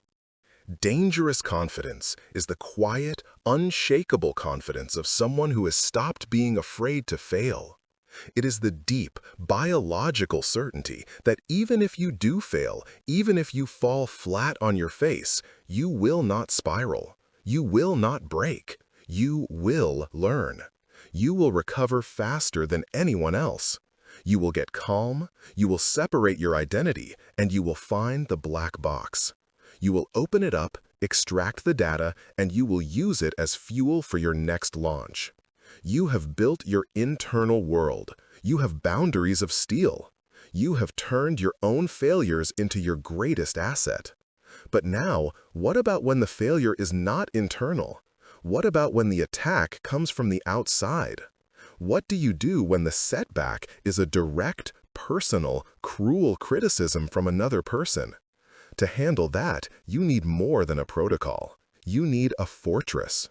When you become dangerously confident, not everyone will clap for you. This is one of the hardest and most surprising truths of this entire journey.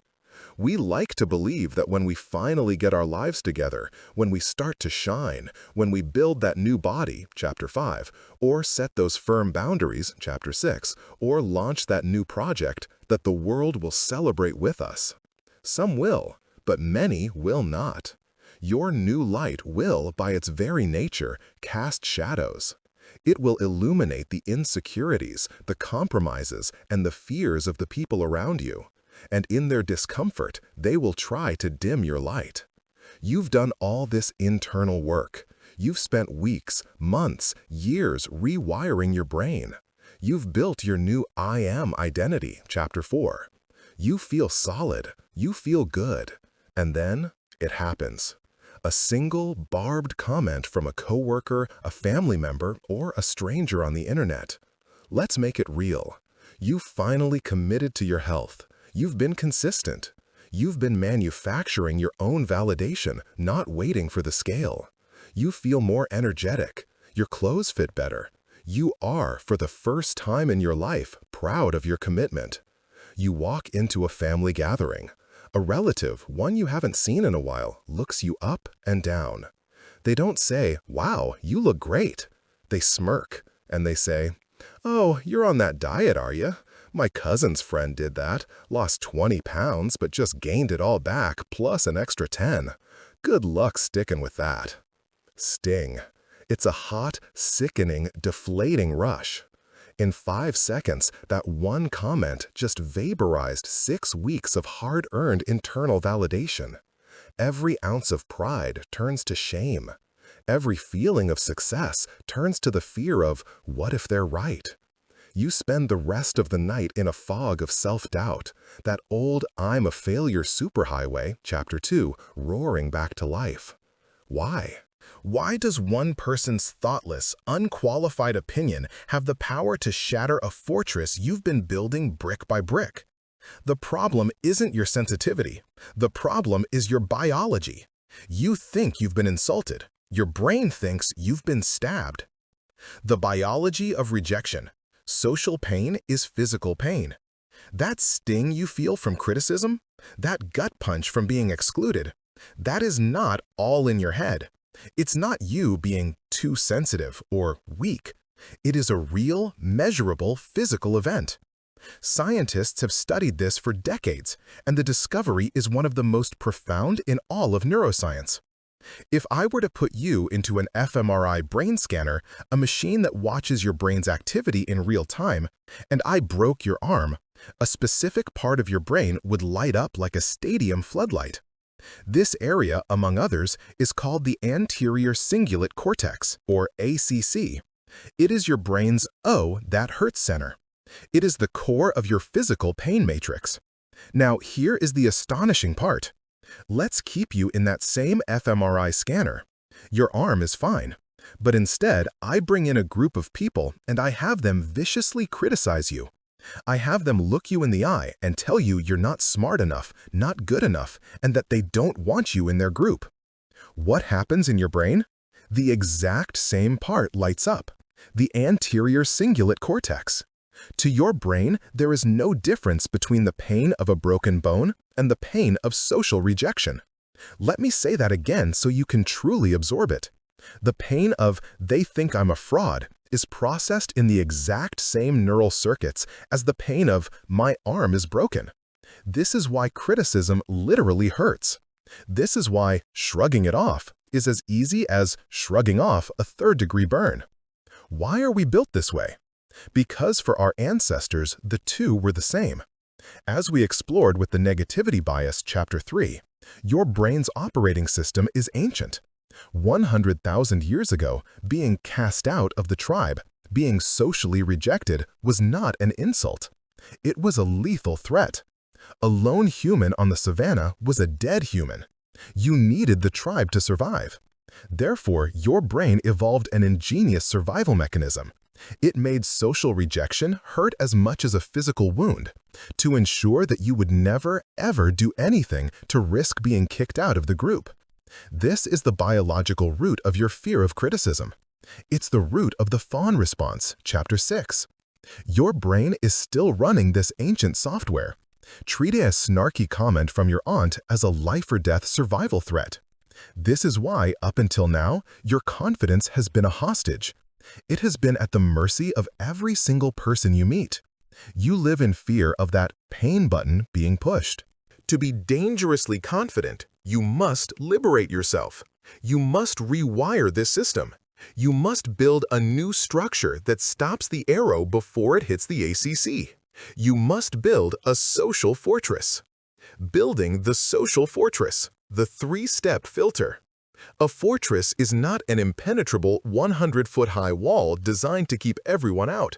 That is not confidence. That is loneliness. That is a prison of your own making. A social fortress is a smarter structure. It has a gatehouse, it has a drawbridge, and it has a gatekeeper. Its purpose is not to block all incoming information. Its purpose is to process it. It is a sophisticated filtering system that you control. The entire function of this fortress is to move you from an external locus of control, "I feel good if they praise me, I feel bad if they criticize me," to an internal locus of control. "I feel good because I am the source of my own validation," as we learned in Chapter 4. This fortress is built on a 3-step protocol. The next time a critical comment is fired at you, you will not just let it hit you. You will run this protocol. Step 1. Consider the source, the gatekeeper. An arrow is flying at you. The gatekeeper at the front of your fortress steps out and catches it. Before you ever ask, "Is this comment true?" you must first ask a different question. Who shot this? This is the most important question. You must qualify the critic. We live in a world where everyone has an opinion. They are broadcasting it 24/7.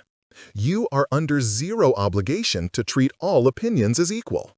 Before you let a piece of criticism into your city, you must check the messenger's credentials. Are you taking financial advice from your broke, constantly in debt cousin?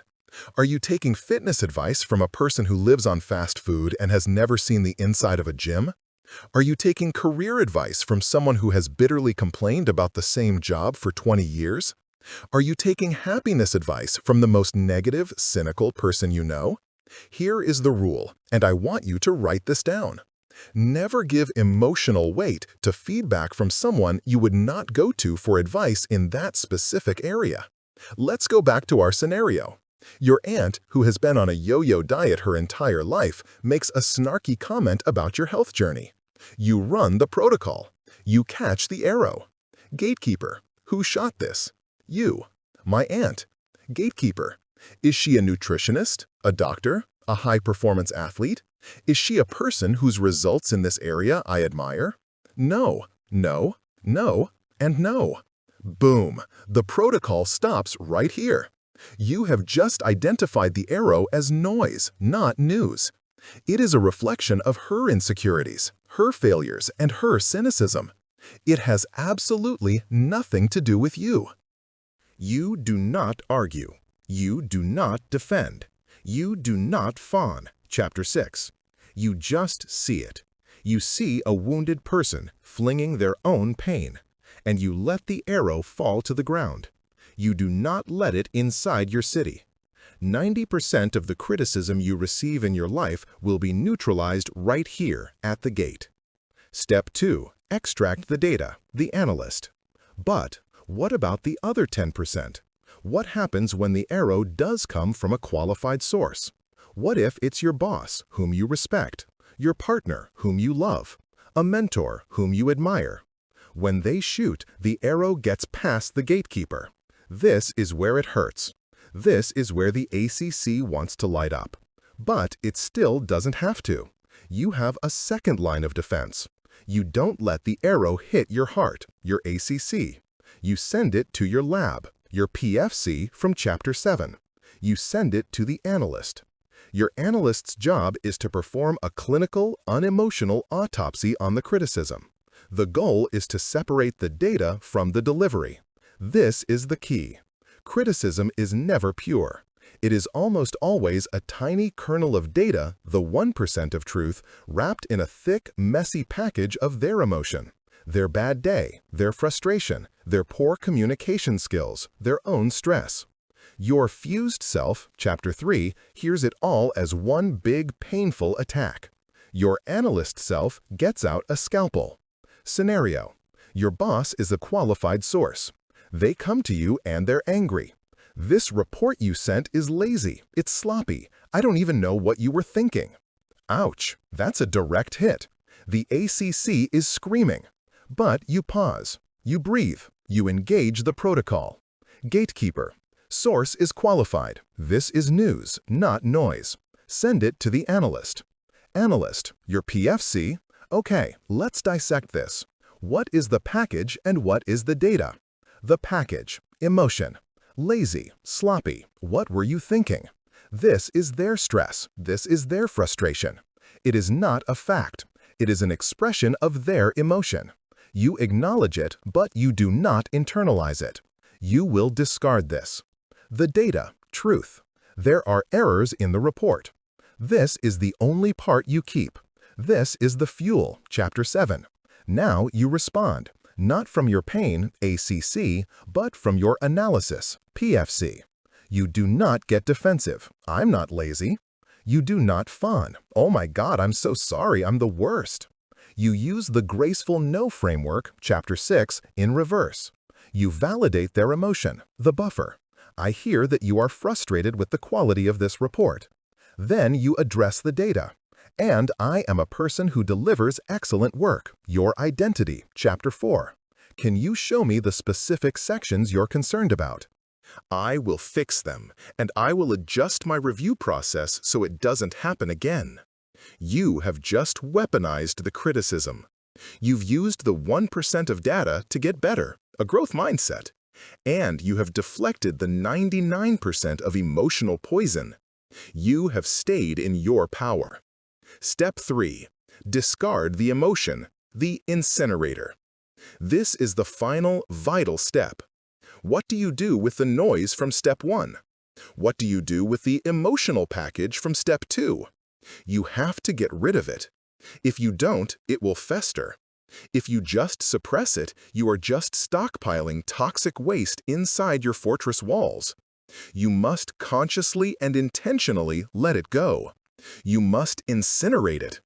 Holding on to that sting, replaying that comment from your aunt over and over, that is drinking poison and hoping she gets sick. You are renting out free space in your head to someone who does not deserve to be there. So you must have a ritual. For some, it's journaling, writing it all down and then destroying the page. For others, it's exercise, metabolizing the cortisol and adrenaline, burning it off as physical energy. My favorite is a mental ritual. You visualize the comment. You see your aunt's words. You'll just gain it all back. You see them written on a piece of paper. You've analyzed them. You've rejected them. Now, in your mind's eye, you crumple that piece of paper. You throw it into a blazing furnace, and you watch it burn to white-hot ash. It is gone. It is ash. It has no more power. And then, this is the most important part. You must fill the empty space. You replace the lie with the truth. You restate your I am statement from Chapter 4. My aunt's comment is ash. My truth is that I am a person who is consistent and dedicated to my own health. The proof is that I have shown up for myself every day for 6 weeks. You have closed the loop. You have processed the attack, neutralized the threat, extracted any value, destroyed the poison, and re-established your internal locus of control. That is a social fortress. That is being bulletproof. It's not that the arrows don't get fired, it's that they no longer wound you. You have a system to catch them, analyze them, and use them, or destroy them. Your confidence is no longer a hostage. It is yours. We have now, in 8 chapters, built your entire internal world. We've rewired your brain, mastered your emotions, built your identity, aligned your body, forged your boundaries, weaponized your failures, and built your fortress. We know what to do. The blueprints are complete. But there is one final terrible enemy. It is the monster that lives in the gap between knowing what to do and actually doing it. In our final 2 chapters, we are going to slay that dragon. We are going to bridge the knowing-doing gap. You've read the books. You've listened to the podcasts. You've attended the seminars. You've highlighted the passages. You've taken the notes. You've bookmarked the videos. You know about neuroplasticity. You know you should set boundaries. You know you need a growth mindset. You know you should stop faking it and start building a real identity. You are, in fact, an expert on the theory of confidence. So, let's ask the question that's been haunting you. Let's ask the real question. If you know so much, why are you still not taking action? Why are you still in the same job? Why are you still in the same relationship? Why is that business plan still just a file on your desktop? Why is that difficult conversation still unhad? This, my friends, is the most agonizing place to live. It is the personal, private hell I call the knowing-doing gap. It is the chasm between the person you are in your mind and the person you are in your life. You're a self-help junkie, an information addict. You collect wisdom, you collect strategies, you collect blueprints, but you never build anything. This state is called analysis paralysis. It's the process of researching, planning, and getting ready forever. You tell yourself you're just doing your due diligence. You're waiting for the right moment. You're finalizing the plan. But it's a lie. It's a sophisticated, intellectual excuse to avoid the one single, terrifying thing you must do to change your life. Start. If this feels familiar, I want you to pay very close attention. The fact that you are stuck is not because you are lazy. It is not because you are unmotivated. It is not a moral failing. You are stuck because there is a war going on in your brain. And up until now, the wrong side has been winning. The two generals, your planner versus your sentry. To understand the knowing-doing gap, you must understand that your brain is not a unified command. It is a committee of rivals. And in this war for action, there are two opposing generals. General 1, the planner, your prefrontal cortex, PFC. This is the you that's listening to this audiobook. This is your knowing brain. It's your logical, rational, modern CEO brain we've met before. It sits behind your forehead and is capable of profound abstract thought. Your PFC is the part of you that wants the new future. It's the part that understands the long-term benefits of starting the business, asking for the raise, or going to the gym. It knows the plan. It agrees with the logic. General 2, the sentry, your limbic system, amygdala. This is your doing or not doing brain. This is the ancient, emotional fight-or-flight sentry we met in chapters 1, 3, and 7. This is your feeling brain. It does not understand long-term benefits. It does not care about your 5-year plan. It cares about one thing: surviving the next 30 seconds.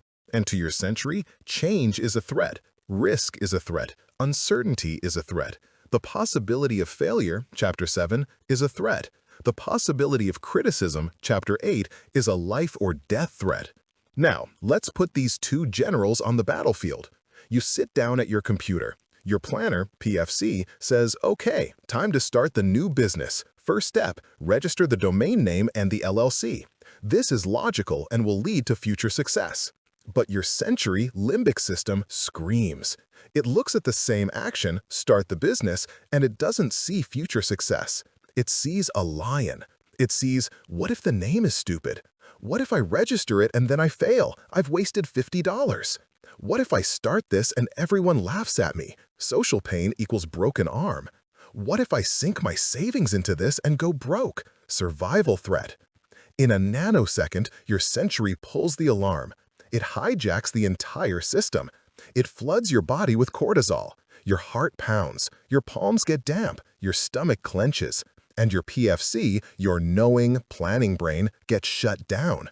All its blood flow and resources are diverted to the survival brain. You are now in a biological state of fight, flight, or freeze. And what is procrastination? It is the modern cognitive version of freeze. It is not a time management problem. It is not laziness. Procrastination is an emotional regulation problem. It is your body's physical response to a perceived threat. When you suddenly feel that overwhelming urge to just check email one more time, or maybe I should organize my desktop, or you know what, this is a big task. I'll start it tomorrow when I'm fresh. That is not you.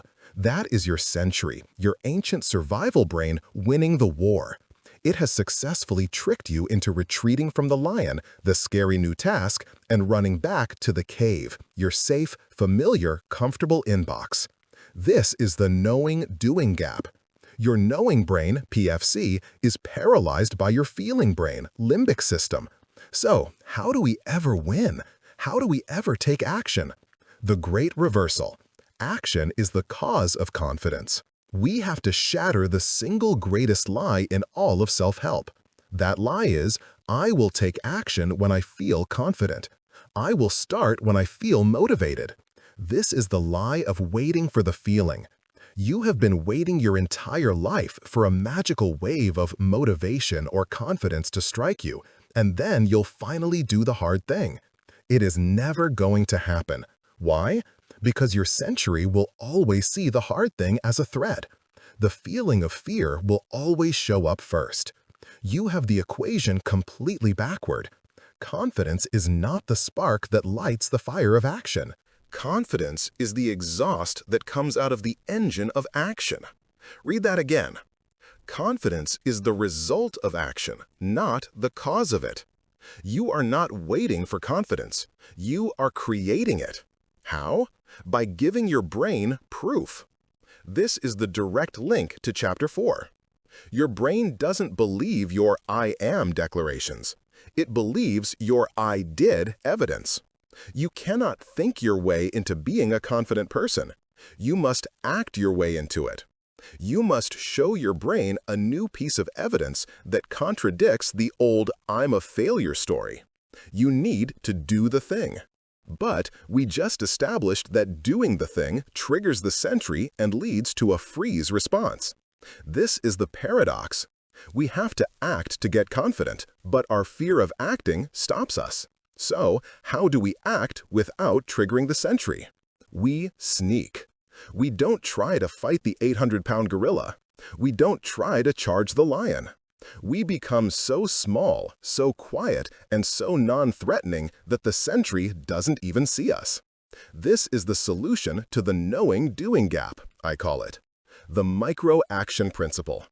The knowing-doing gap is closed by action, but not massive action. It is closed one handful of sand at a time, by micro-actions. A micro-action is an action that is so small it is psychologically impossible to fail. It is an action so tiny, so simple, so laughably easy that when you think about it, your sentry, your amygdala, doesn't fire. It doesn't perceive a threat. It yawns. It looks at the action and says, "That's it? That's not a lion. That's a housefly. I'm not wasting cortisol on that." And in that moment, in that absence of a fear response, your PFC, your knowing brain, stays online. You are free to act. Let's look at this in practice. Let's weaponize this principle against the two scenarios that paralyze us. Scenario 1. Start my business. The lion.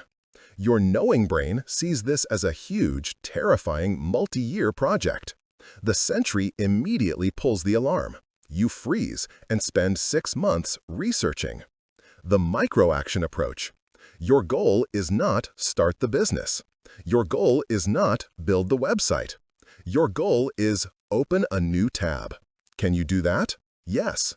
Sentry yawns. You do it. You have just taken action. What's the next micro-action?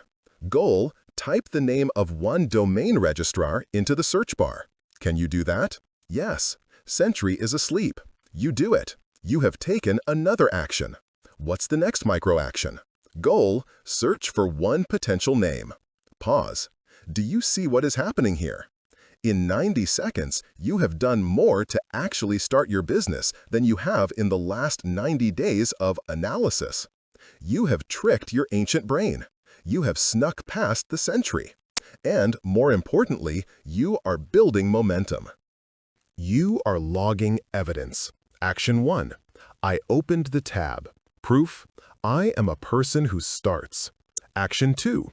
I searched the name. Proof. I am a person who takes the next step. You are building the I am identity. Chapter 4. Not with thoughts, but with indisputable proof. Scenario 2.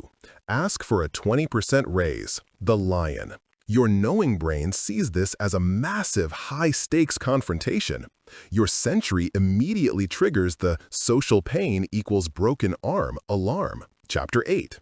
You fawn. Chapter 6. You freeze. You say, now's not a good time for 3 years straight. The micro-action approach. Your goal is not ask for a raise. Your goal is open a blank Word document. Can you do that? Yes. It is zero threat. You do it. The gap is closed. Next micro-action. Title the document My Accomplishments. Sentry is still quiet. Next micro-action. Write down one thing, just one, that I did well in the last 6 months. You do it. I landed the Miller account. Next micro-action. Find one piece of data for that one accomplishment. You do it. The Miller account was worth $50,000. In 10 minutes, you have started. You have broken the paralysis. You are not asking for the raise. You are just collecting facts.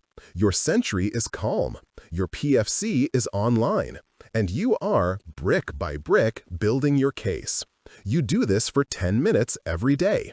In a week, you don't have a scary confrontation.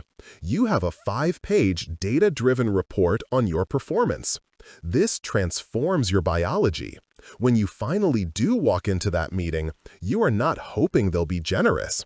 You are armed with evidence. You are not a beggar. You are an auditor. That is dangerous confidence. The knowing-doing gap is the final prison. You think it's a giant 100-foot canyon that requires an impossible death-defying leap, but it's not. It's a tiny, paper-thin crack in the pavement, and you cross it with a single, tiny, non-threatening step. You have everything you need. You have the mindset. You have the tools. You have the boundaries. You have the fortress. And now you have the engine. The micro-action principle is your key. It is the process of turning all the theory of this book into the reality of your new life. You are no longer a knower. You are a doer. You are no longer a self-help junkie. You are an action taker. You are no longer waiting for confidence. You are building it, one micro-action at a time. You have all the pieces. You have the full instruction manual for the process. So, what does it look like? What does it feel like when it all comes together? What is the destination? In our final chapter, we will look at the result of all this work. We will explore the final, integrated, unshakable state of living as dangerously confident. What does it feel like after all this work, after all this wiring? What does dangerously confident actually feel like? I want you to pause for a moment and answer that for yourself. What is the image in your head? Is it the alpha in the boardroom silencing everyone with a booming voice? Is it the perfectly dressed, charismatic stranger at a party who commands the attention of the entire room? Is it the flawless, arrogant closer from a movie who never doubts, never flinches, and never fails? For your entire life, this is the image we've been sold. We've been taught that confidence is a performance. It's loud, it's arrogant, it's external. And so, we've strived for that. We've tried to imitate that. But now, you know the truth. That is not confidence. That is just a better, more aggressive form of faking it. Chapter 1. That kind of confidence is brittle. It is exhausting. It is a performance that you must maintain 24/7 at all costs. It is entirely dependent on other people's reactions. It needs the room to go silent. It needs the applause. It needs the validation. The second it is challenged, the second it is criticized, Chapter 8, it shatters because it was never real. It was a hollow shell. That is not the fortress we have built. We have not been building a stage set. We have been building a foundation. So, I will ask you again. What does true, dangerous confidence feel like? It is not loud. It is quiet. It is not the presence of some new, arrogant personality. It is the absence of the old, internal conflict. It is not the alpha who needs to be the loudest person in the room. It is the calm, centered person, so secure in their own validation, Chapter 4, that they don't need to speak at all. The state you have been building is not a destination. It is not a finish line you cross. It is a dynamic, living, biological state. It is the state of emotional homeostasis, the confidence thermostat, homeostasis, and recovery speed. Homeostasis is the single most important concept in all of biology. It is your body's ability to maintain a stable, constant internal environment no matter what is happening outside of it. You don't have to think about your body temperature. If you walk into a cold room, your body doesn't panic and say, "Oh my God, I'm freezing to death. I'm a failure. I'll never be warm again." No, a complex, automatic system detects the change and immediately takes action. Your blood vessels constrict, you shiver, your body generates heat. It automatically works to bring you back to your baseline of 98.6 degrees. Your body is a self-regulating system. The entire purpose of this book, the entire process we have just completed, has been to build this same self-regulating system for your mind. The old insecure you was a house with no thermostat. A cold draft, a criticism, a failure, a moment of rejection would come in and the house would just get colder and colder and colder. There was no furnace. There was no system to bring you back to baseline. You would be stuck in that cold, dark shame spiral, Chapter 7, for days, weeks, or even years. The dangerously confident you is a house with a brand new, state-of-the-art thermostat. This is the true definition of confidence. It is not about preventing the cold drafts. You are a human. You will always feel the sting of failure. You will always feel the ouch of criticism. You will always feel fear. Dangerous confidence is not the absence of doubt. It is the speed of your recovery. It is the measure of how fast your furnace kicks in to bring you back to your baseline of calm, centered, internal certainty. For the old you, the recovery speed from a major failure was never. For the new you, it is minutes. This is what you have built. You have installed the furnace. You have wired the thermostat. All the work we did, rewiring the old highways, Chapter 2, retraining the century, Chapter 3, forging boundaries, Chapter 6, that was all building the system. Now, let's watch it work.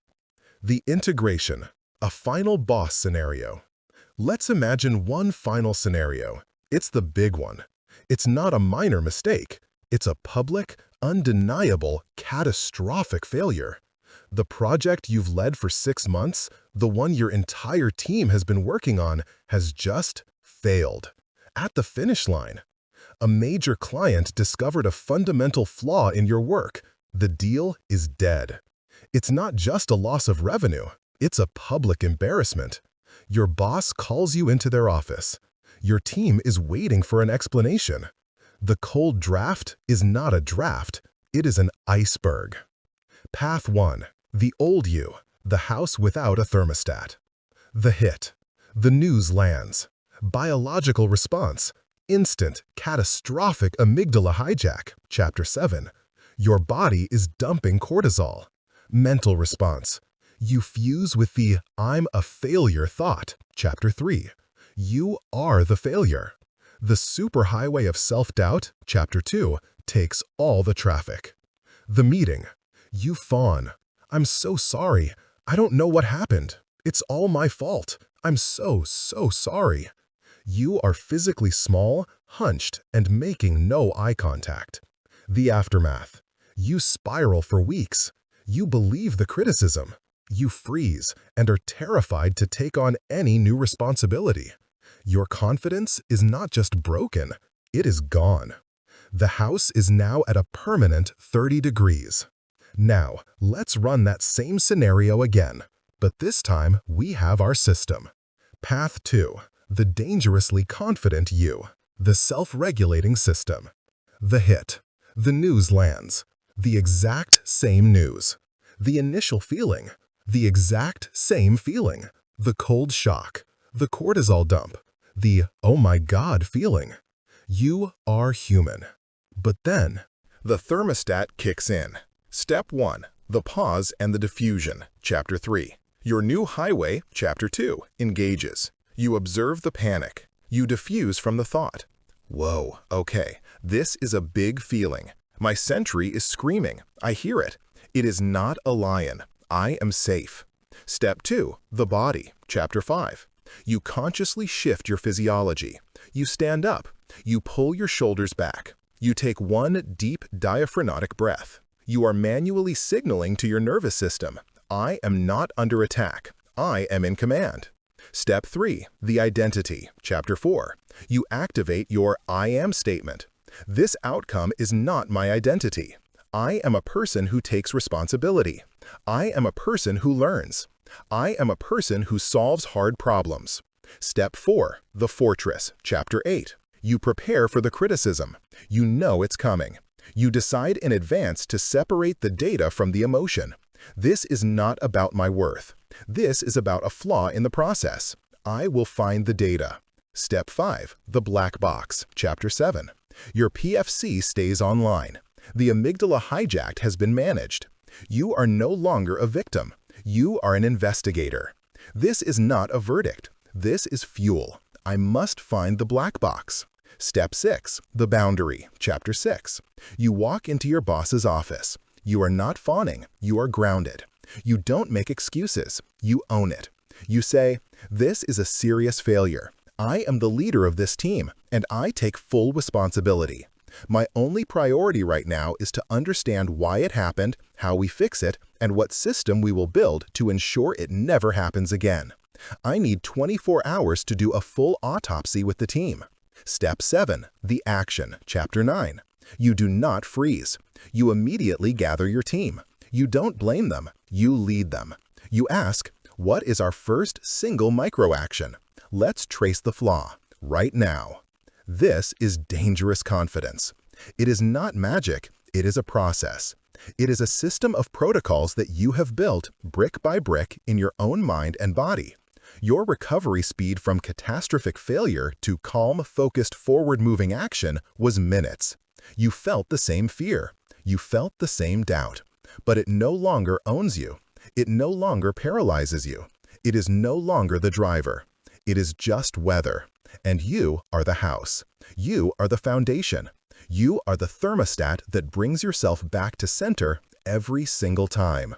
The quiet certainty. This is the state you have earned. It is the final, beautiful congruence we talked about in Chapter 1. It is the end of the war. Your biology, your regulated nervous system, your beliefs, your I am identity, and your actions, your micro-action imperative, are no longer fighting each other. They are in perfect alignment. You will walk into rooms and you will no longer feel the need to perform. You will no longer scan the crowd, desperately seeking validation or approval. You will no longer need to be the loudest or the smartest or the funniest one there. You will be present. You will be calm. You will be listening. And you will be radiating a quiet, unshakable certainty. This certainty is the dangerous part, because it is real. It is not borrowed from a paycheck or a job title or another person's compliment. It was not given to you. It was built by you.